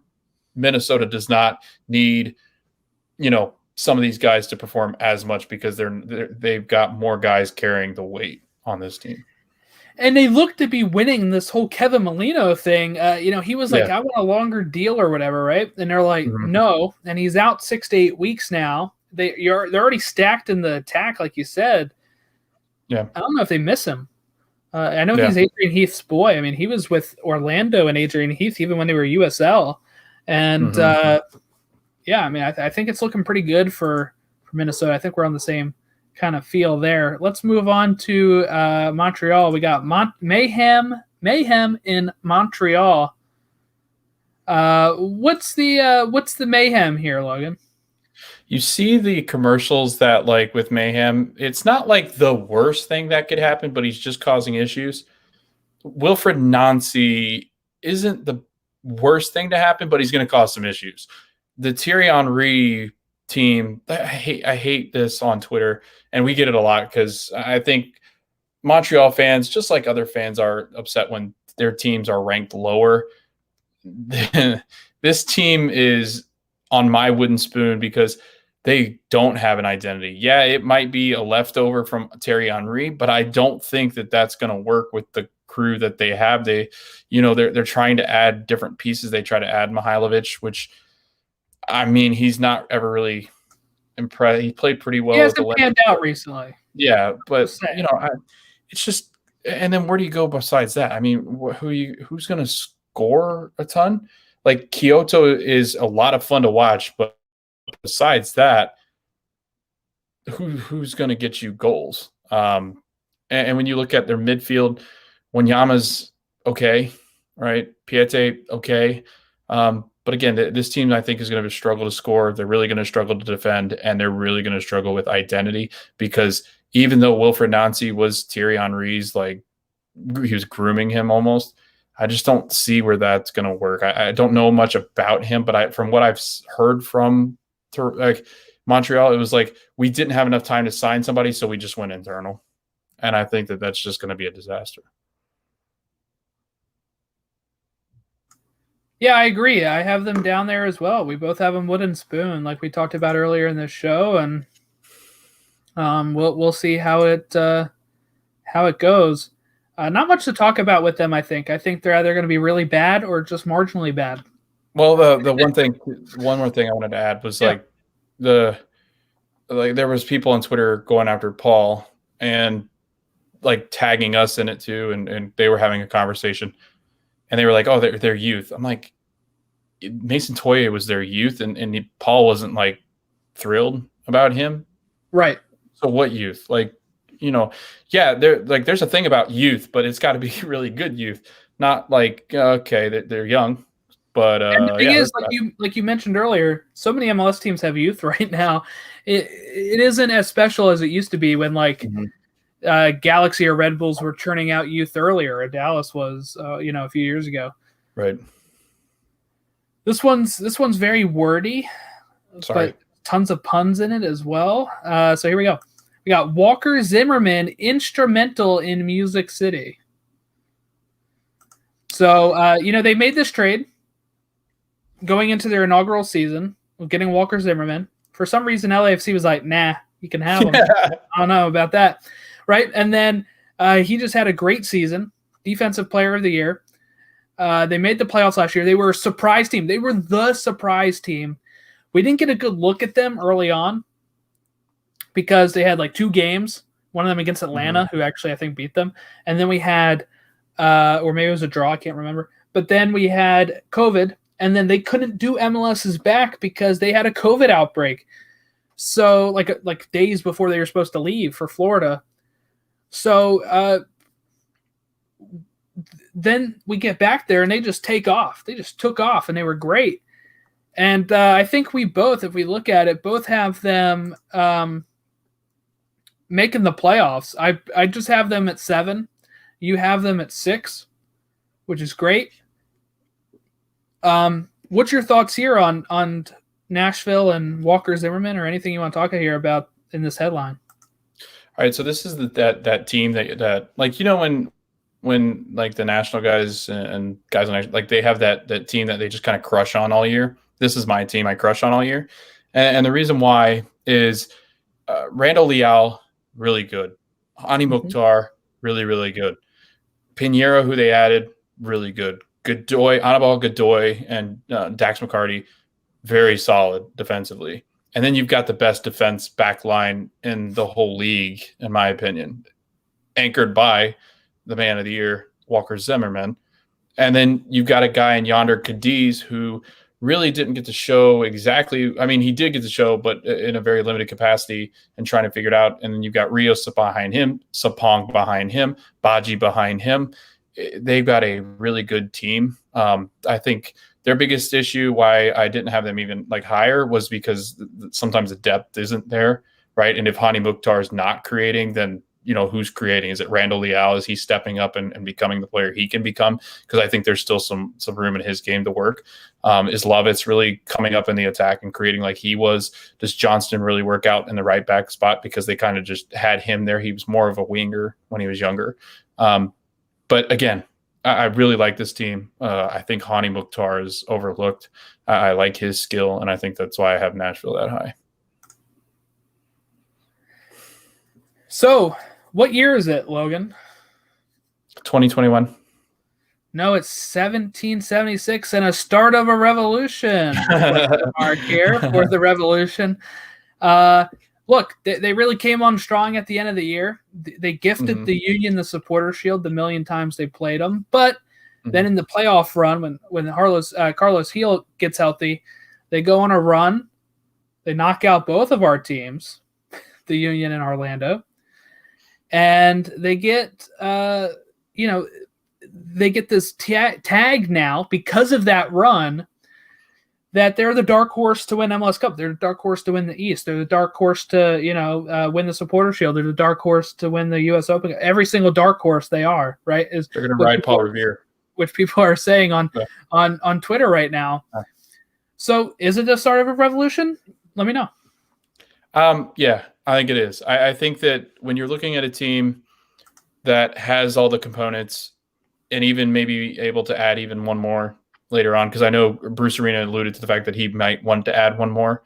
That's got to be concerning for the rest of the league because Columbus is really good and so you have the tiers, right? Matt Doyle put it perfectly. There's tiers in the MLS, right? We can probably agree that LAFC, Portland, and Columbus are in its own world, I think.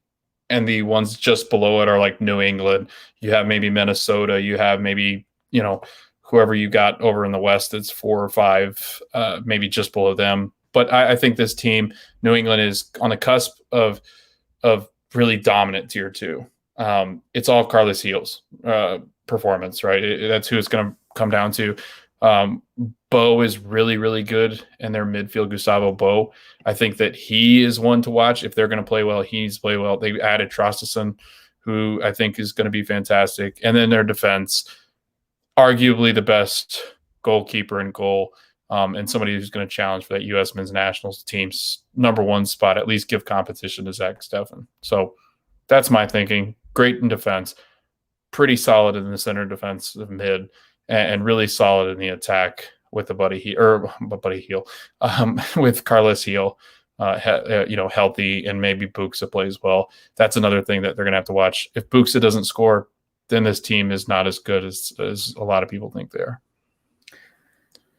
Just a reminder, Logan has them second, I have them third. I'm not going to say they're a dark horse for MLS Cup. I don't think I think they have a shot maybe, but also what you got to, because Bruce Arena. But what you also got to remember is that this team lost like 4 straight MLS Cups. They also lost, they lost 4 MLS Cups. I think it was in a row. And then they also have the loss against LA Galaxy in like 2011 or 12.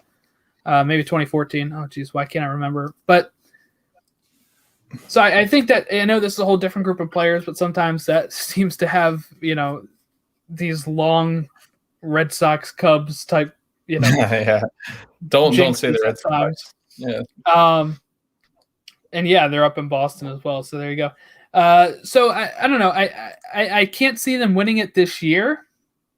I guess with MLS anything's possible. But I think if they give it another year and they bring in some even more talent, they'd have a real shot. I think I have them finishing above the Union. People will be like, why? Union won Supporter Shield last year. They're your team won. So why do you have them, all this kind of stuff. For me, the Union, they lost 2 good players. They've looked good in Champions League. Got to give it to the Union. Looked a little rough preseason, looked good Champions League, but it's also like, the Revs, I think, have that more talent. They have the Carlos Heel. They have the stuff that can really help them forward. And they got, Bruce Arena, the best American coach in MLS history right now. So, right. Let's move on to NYCFC. The headlines get better now. Like, they're really good now, I think. Yeah, I think so. In need of an Empire State of Mind or a stadium. So this is NYCFC, obviously, with the stadium dig.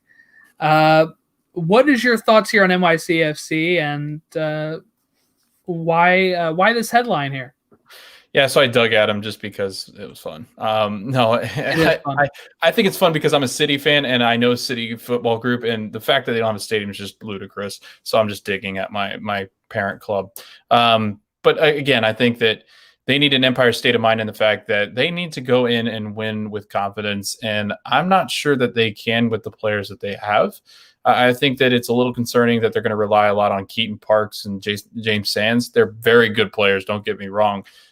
But with your two midfielders trying to lead an attack Castellanos, jury's still out. Is he proven enough to score at this, high level where they could push up to the next level? I'm not sure they can.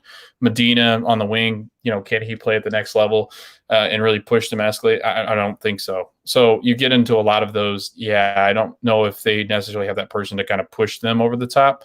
Whereas these other clubs do have that someone to kind of push them over the top. James Sands and Keaton Parks will do their best to push them over the top, but that's just two guys that I don't, with the guys in front of them, don't have that link-up play, and it's just going to be a whole lot of in the midfield relying on those two to try to create for guys that I would say are more than – they're good goal scorers, but I would say that in a regular season and this season, it's going to be pretty status quo for a lot of these guys.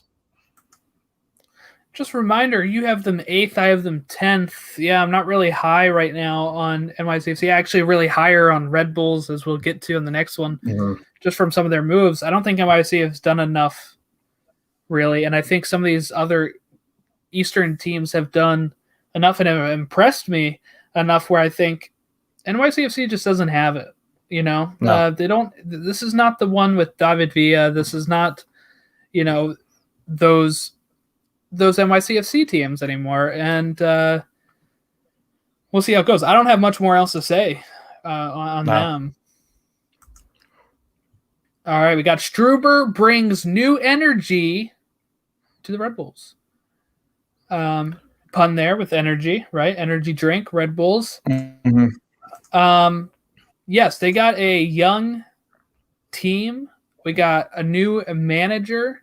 You got Caden Clark.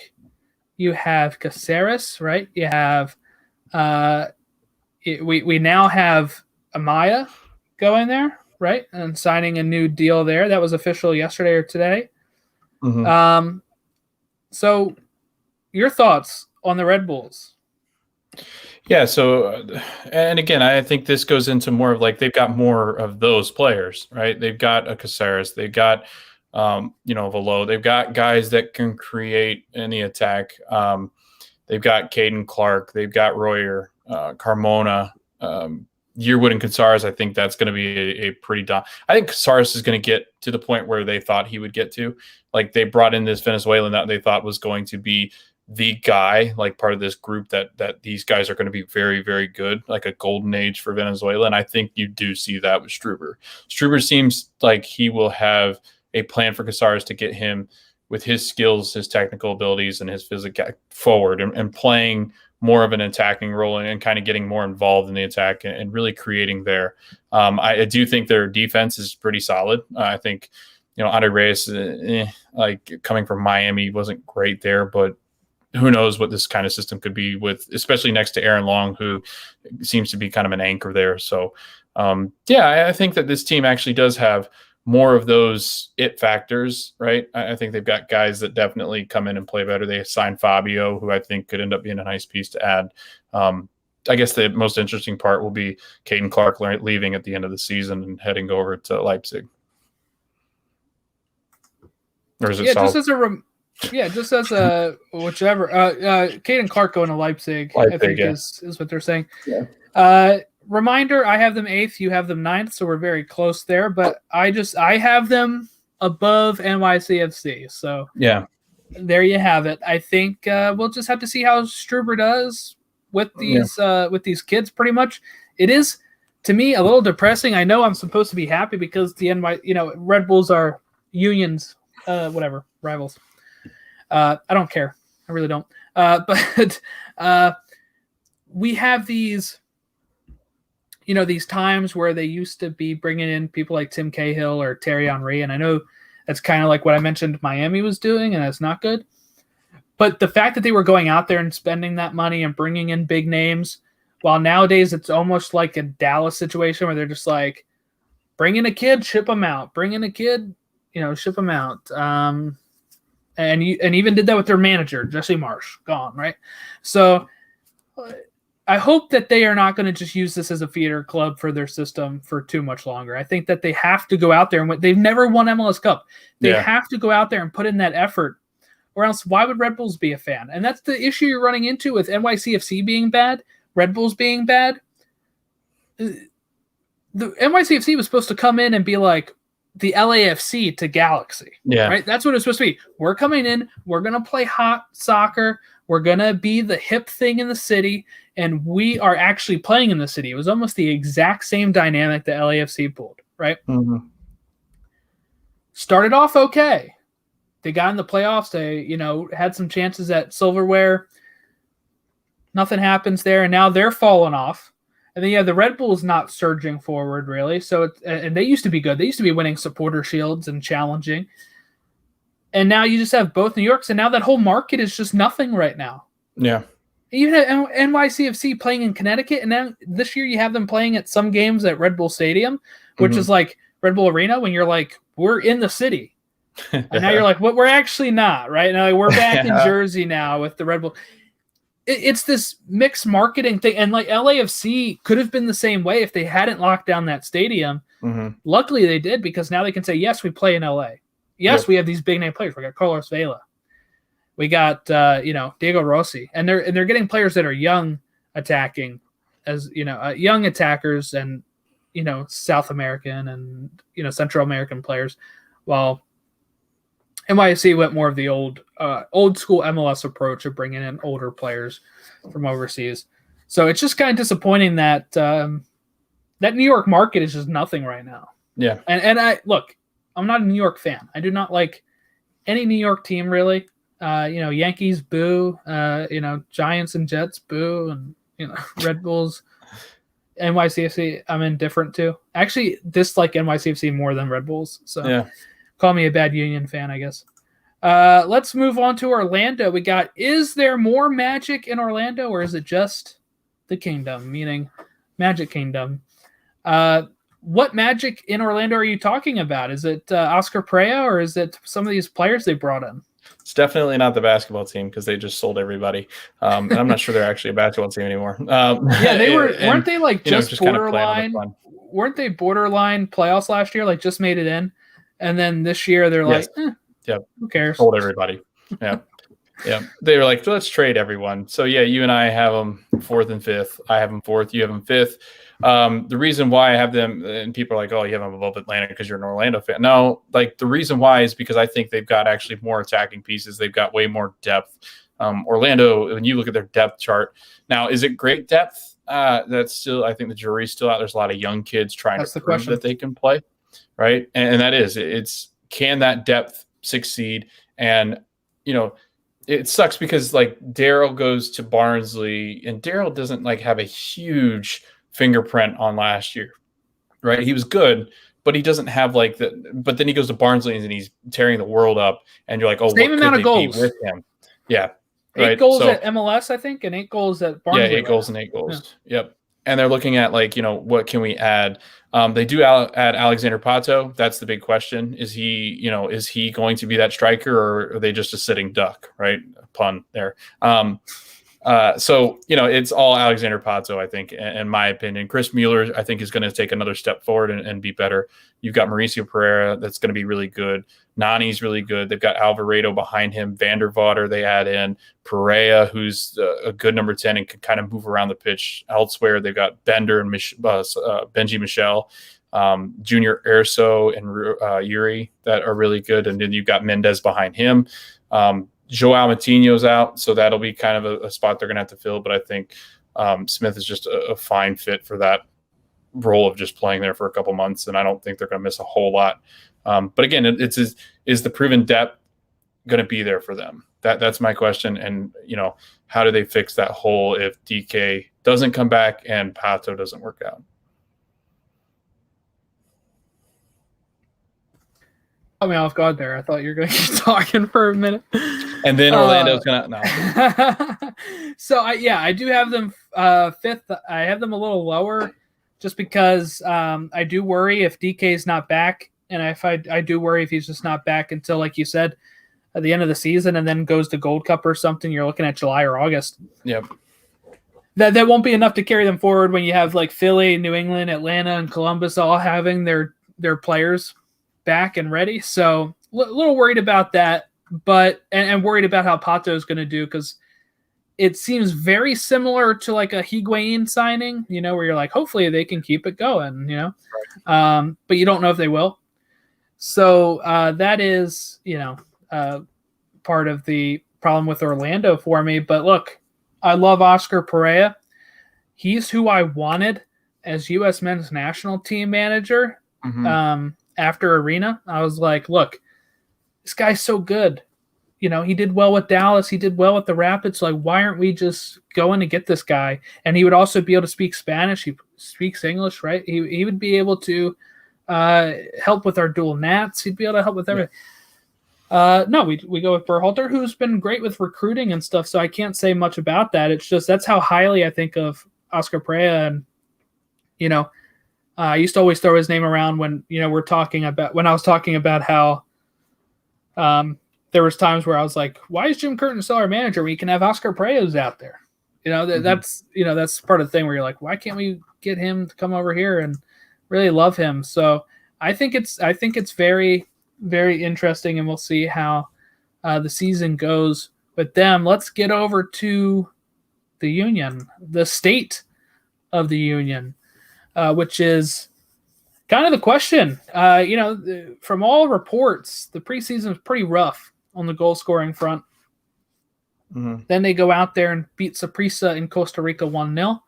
They beat Saprissa 4-0 in the Champions League at PPL Park. At Subaru Park. PSG. Yeah, at Subaru Park. That's the third time the name's changed, so I'm just thrown off at this point. And it's hard to make, was Saprissa as good as some of these MLS teams? You would think so. They're one of the best Costa Rican teams.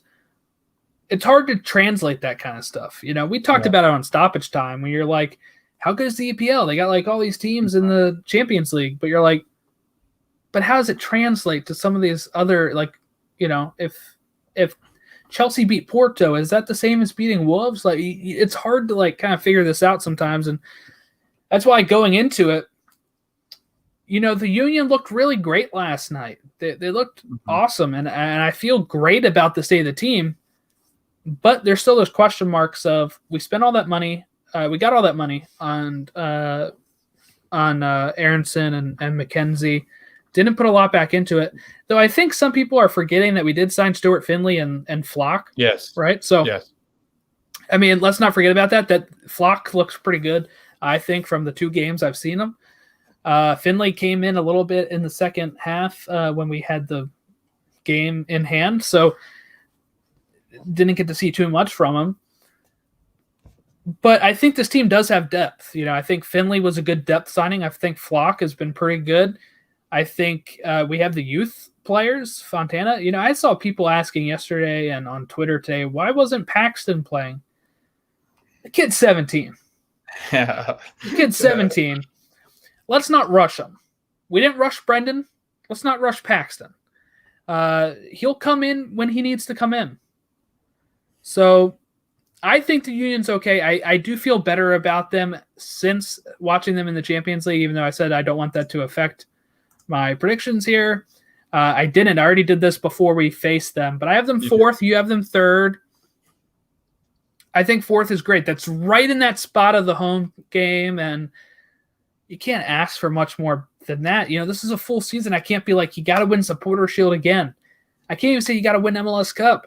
I say if you can make an MLS Cup run where you get semifinals, you know, the Eastern Conference Finals, and you finish fourth, and let's say you make a run to beat Atlanta in the Champions League, that's a successful season for the Union for me. You got to make the playoffs, win a game. I'll say this: make the playoffs, win a game in the playoffs, and beat Atlanta in the Champions League. I think it's a pretty successful Union season, to be honest. You'd be in the semifinals of the Champions League in your first time ever in it. That would be pretty great. So I'm not asking for a lot because I know last year was a weird year. You know, if COVID doesn't happen, they probably don't win Supporter Shield. Your thoughts on the State of the Union? The State of the Union is my dark horse for MLS Cup in the East. And I'll tell you why, Jordan, and I know you're a Union fan, and the Union fan in you, I think, gets to you some. I actually, you know, listening to some of the guys talk and Goss and them talk about the Union, like Brendan Aronson was good. Mark McKenzie was good. But, like, you don't even really almost notice last night. Like, even the night before, like when they played Saprissa before, like this team is a good team. And they're probably, I would say that Curtin would be maybe a dark horse like coach of the year because, and I wish they would give him the props that he deserves because this is a team that like he's taken from ground up and built into this club that they're not like the big spenders. Like you said, they invest in youth and that's what they've done. And they go and invest in players that aren't as well known, but it's worked out well. Their biggest question mark is Fontana, I think. You know, is he able to step into a 10 role and play that way? However, if Montero is going to play the way he did, I'm not sure Fontana is going to really have to worry too much about being, you know, maybe average at a 10 for his first year as he's trying to learn the position. Montero was involved in all 4 goals, yes. 2 assists, 2 goals. Dude, he was like, I mean, if you look at the dominant 10s, like, yeah, obviously he doesn't know what to span, but like over those 2 games, he was by far the best player on the pitch. Maybe Jose Martinez joins him, and that's scary because that diamond that they have, that Fontana, Montero, Bedoya, Martinez, that's probably the best 4 that you could put, especially if Fontana does work out and plays really well. That diamond is terrifying, and not to mention they have the best defense still, I think.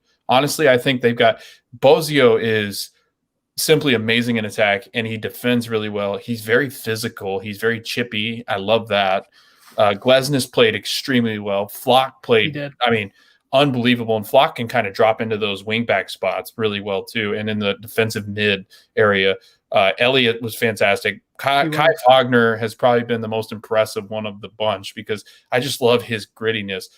I mean, this team, man, I love watching Philly. Like, I do. It's a lot of fun. Casper's great. Casper made some great runs last night. Great header. Yes. Great header in there. And when Santos gets healthy, DeVries is going to play well and continue his development. And then you have the best keeper in MLS over the last year, and Andre Blake. So, and he made one last night, Jordan. You didn't get to see it because it was on the other end, so you might have got a good shot of it. This dude went like, I promise you, he jumped maybe 3 or 4 feet. I mean, the guy skies and just grabs one out of the air and just like sucks it back down. And it was like, yeah, that's not fair. That's not a fair advantage. Like Matt Turner's great, but I'm not sure right now there's a better goalkeeper in this league than Andre Blake. So that's my thing. I think they're a dark horse. And I'm really excited to watch Union play. Jeez, if they win MLS Cup, I will freak out. That'd be great. My dark horse. Yeah. That'd be great. They just defend so well. Like I want to host it too. I want to host it so I can go. That's what I want to do. I mean, Columbus has if Columbus has a challenger, I think their defense might be the most challenging for them. Yeah. Let's go to under construction. This is for RSL. Is that right? You missed one, Portland. Which one? They're in the wrong. I don't have them. Yeah, I didn't You don't make have them. them, huh? No. Okay, it's Portland because they're at the Pinnacle. Portland at the Pinnacle. Let's just talk Yeah. about that real quick.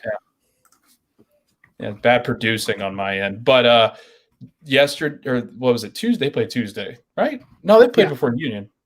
They played Tuesday. Yeah, they did. Yeah. Oh, Atlanta played before you. That's right. Okay, so anyway, they looked scary. I mean, the Charas, scary. Yemi played really well. He did. They were so exciting. Sorry. Oh, well, yeah, like you said. I mean, it's just athletic. Eric Williamson put a ball between, nutmeg the guy, like put it between him and got it back. He lost it eventually, but there was one play where he's like on the far side of the pitch, and he puts one just barely touches it, nutmeg right through the guy, picks it up with his left foot and is going forward, but then tries to cross it back that way, and he loses it. But and again, I always tweet this, and I will continue tweeting this throughout the year, why he and Jeremy Ebobisse missed the Olympics will always be something that just blows my mind, because those two, I mean, that fixes your problem in the attack immediately. I mean, those two just look so good. And then Diego Valeri, ages like fine wine, probably the sleeper pick for an MVP, because he's just good. Like, he's just so good. And it doesn't matter how old he is. But you said it, Jordan, and you can talk to him now, but they were so good. Just so exciting to watch. Like, it is really like, look, and I never thought the Union would be exciting to watch yesterday. You know, I was like, it was so nice to see Portland put them away. It was nice to see the Union put a team away. But this Portland team putting them away was fantastic. It was like, oh my goodness, they're just scoring goals. And there were some really great goals too. And it was, man, we got both Charos. They're great. And you got Valeri, you got Williamson, Ebobisse. I mean, got better. I'm just naming these players, and it's like, geez, I don't know if there's a team that has this type of talent besides Columbus. Besides Columbus and maybe LAFC, though I think they have to kind of come back. You know, like Portland, I think is, for me, definitely the favorites of the West, because they just look so good doing it. And they looked a little rough in that first Champions League game. You know, they would score and then immediately give up a goal. And they had a few shaky moments in that second leg, but they were able to score enough goals where if they even gave up one, it would have been fine. But I don't know, man. I think that they are at the pinnacle. And I think if you're a Portland fan, if you don't win a trophy this year, whether it's a Porter Shield or MLS Cup, then it'd probably be a disappointment, honestly, because we talked about this when we had Sam on. We don't know how long some of these players like Diego Chara, Diego Valeri are going to last, where you got to get them another MLS Cup. You got to get them some sort of trophy before, you know, they ride off into the sunset again. Not again, but I mean, you have to get them another piece of silverware before they ride off in the sunset. You got MLS's back. That's great. But 10 years from now, 20 years from now, are you counting it? I think some people still will be like, yeah, we want MLS's back, but its significance was during COVID. And I don't know, like, how do you know, like, what's the legacy of that going to be when we're in a post-COVID world, like 20 years from now? Are people going to be like, oh yeah, that weird coronavirus outbreak we had, we won a cup during that? Mm-hmm. Does it count? For me, any trophy counts. So yes, I would still count it. But we don't know what it's going to look like 20 years from now when people be like, oh yeah, they won MLS's back. You know, and they also won MLS Cup in 2015. So obviously they won 2 pieces of silverware. They can ride off in the sunset. They got to win an actual MLS Cup again, because that's what the fans want, right? The fans want MLS Cup. There's no doubt about it if you win MLS Cup. You know, nobody's saying Columbus's doesn't count because it was in COVID. You know, but a cup that was made just for COVID was, you know, people are going to write that off, I think. But what I liked about what the NWSL is doing is that they did their Challenge Cup at the beginning of this season. That's what a lot of people wanted MLS back to do. And I think that would have been cool. And maybe then you would actually start counting that as real silverware. And like I said, I'm not saying I don't count it as real silverware, but I just think, again, what's the legacy of that cup, later on down the road. Let's get to RSL now with under construction here. And just real quick, when I post this, we both have Portland winning Supporter Shield and being number 1 in the West. When we look at where we both have RSL, both of us have him in 11th, just above Houston, but just below the brand new Austin FC. Why I keep doing Houston and Austin FC at the same time? Yep. Why I keep doing that? Austin FC. Your thoughts here on RSL? And the reason why, people really want to pick them for Wooden Spoon. The reason why I have them a little higher, though, and performing better than Vancouver and Houston is just because they've got guys that have had success. They just haven't had it with RSL because of their identity, and I think that that's something that they find. Going into the year, I think that you've got a pretty good defense, right? I think Justin Glad and Aaron Herrera play on that right side. That's a pretty good mix, matched up with Silva as the left center back. So that's a decent mix. Resnick and Kralich and Anderson Julio, who they just added, Martinez and Ruben, those are guys that at one point were proven. That being said, they just don't have any identity, and their culture is such a mess. But I do think, at least with them, they're going in the right direction.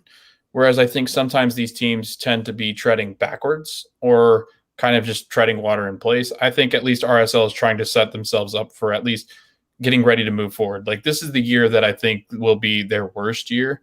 But I don't think it's worse than what Vancouver and Houston will do. And that's why I have them where they do. I just think that they've got enough proven guys that do step up, and I think their defense is decent enough not to leak goals and end up down in that bottom area.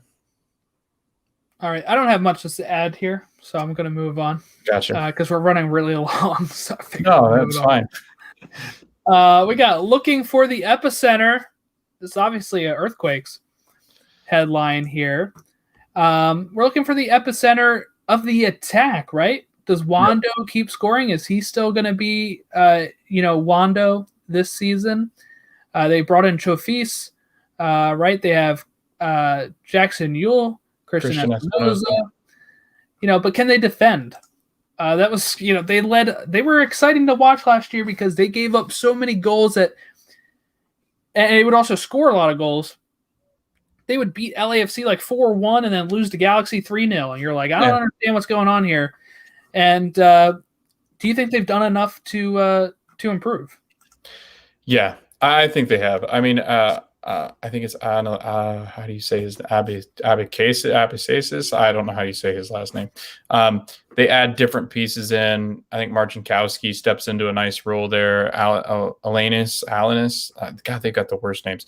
Jungwirth, Lopez back in the back. I think those are solid enough to where it's not going to be like the disaster that happened last year. So I think that that's improved. And like you said, I think that their attack was fine. I think Espinoza is really good. I think Chofis will play really well in this league. And I think with his, what's the guy's name? Help me. What's the coach's name? Almeida. Thank you.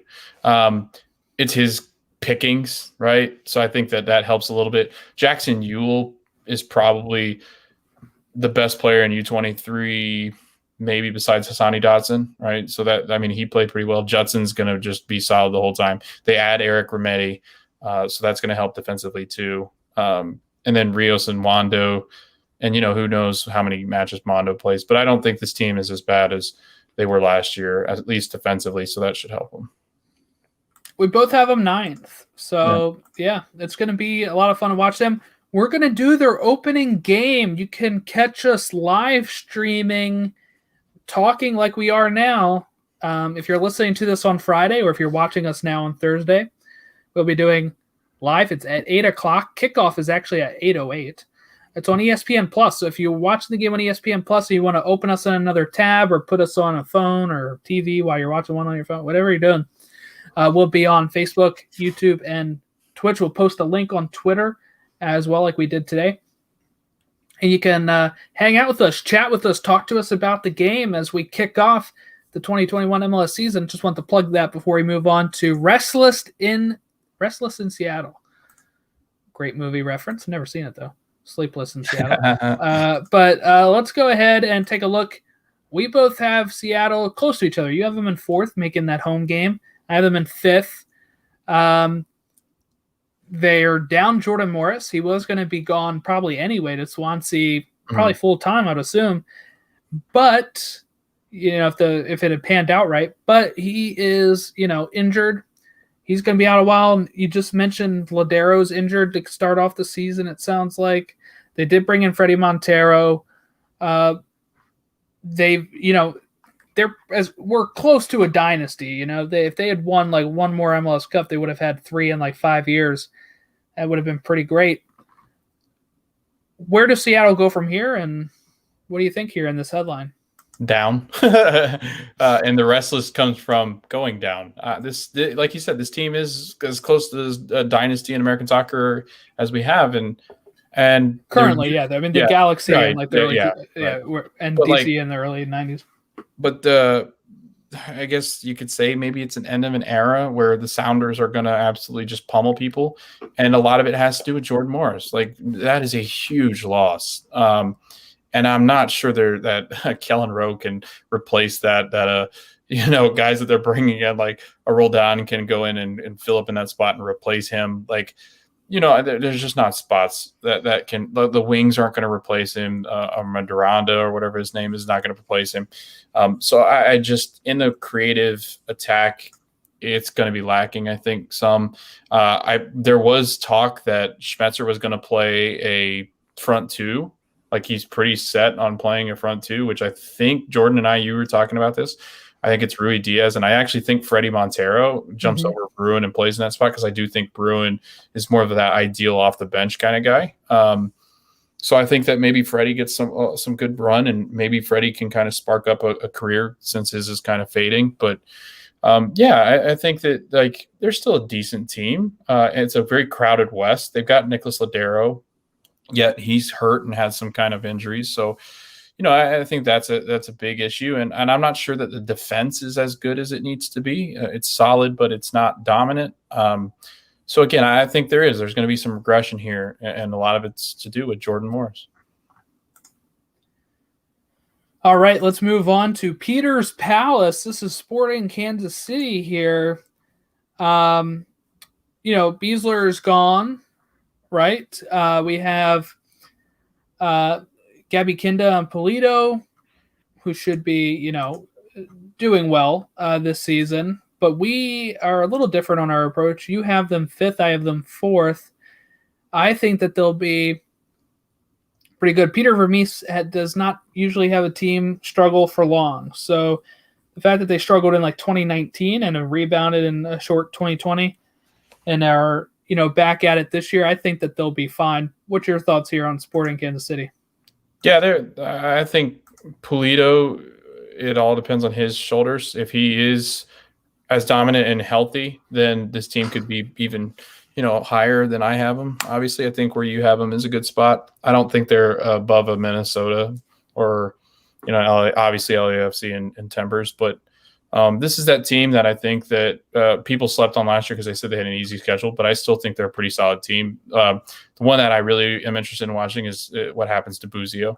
I think that a lot of people either are high on him or not so high on him. I know that you think that he's not quite as highly rated after watching him, where I'm more on the other side of you, kind of going, I think he does have some skills that could relate over to Europe, but I guess we'll see how that goes. But yeah, you said it pretty much. Peter Vermees not going to struggle for long, and this team is pretty much a solid playoff team year in and year out. Going beyond the wall, we're going to Toronto, up north over the wall with the ice, with the White Walkers. We're going to Toronto. Chris Armas is out the door, injured again, it seems. Pozuelo should be his old self. We got Michael Bradley looking like 20-some-year-old Michael Bradley out there yesterday. Yeah, he was. Your thoughts here on Toronto, because they kind of surprised us. They knocked out Club Leon here. We were kind of down on them earlier when we were talking Toronto. What's your thoughts here on Toronto FC? And predicting them. This is the team that'll probably smash me in the face and end up like third or fourth or something stupid. No, but the biggest issue is Michael Bradley not being able to play like he's 20-year-old Michael Bradley all the time. Josie Altidore, can we just write it off as he's just not a healthy person, like a healthy player? Like he's just not. Like it sucks because God, that whole World Cup thing is just, it's lived so vividly in my head, and it's the legs, it's the hamstrings, it's the quads, it's the calf, it's the heavy legs, and that's age. I mean, and as you age, it's getting worse. So it's becoming worse for him. Now, I will say their youth played really, really well yesterday. And I was really impressed with a lot of their guys. Rosario played well. The kid that they had up top, what the heck was his name? It might have been Kello. That's who it was. He's like this big bruising midfielder, and he was playing a lot like up in the top of the attack. And this kid's like, I think, like, I don't know exactly, but because I guess soccer players aren't necessarily the tallest people, but like he looked like a tower when he was playing. But again, lots of question marks because they're young. Their defense, I think, is going to be solid. That's why the wall thing is in this headline.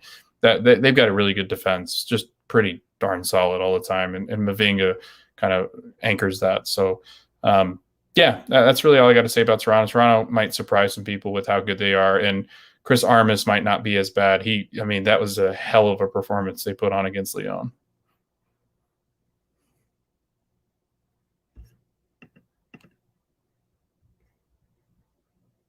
You're muted, Jordan.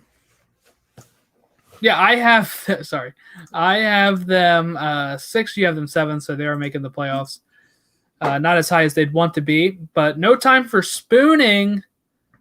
Talking about the Whitecaps here, who we have on the West in 13th. We don't have them winning the spoon, but they're going to be close to it, I think. I think that they are a contender for the wooden spoon if Montreal finds their feet here. They did bring in Daybert, right?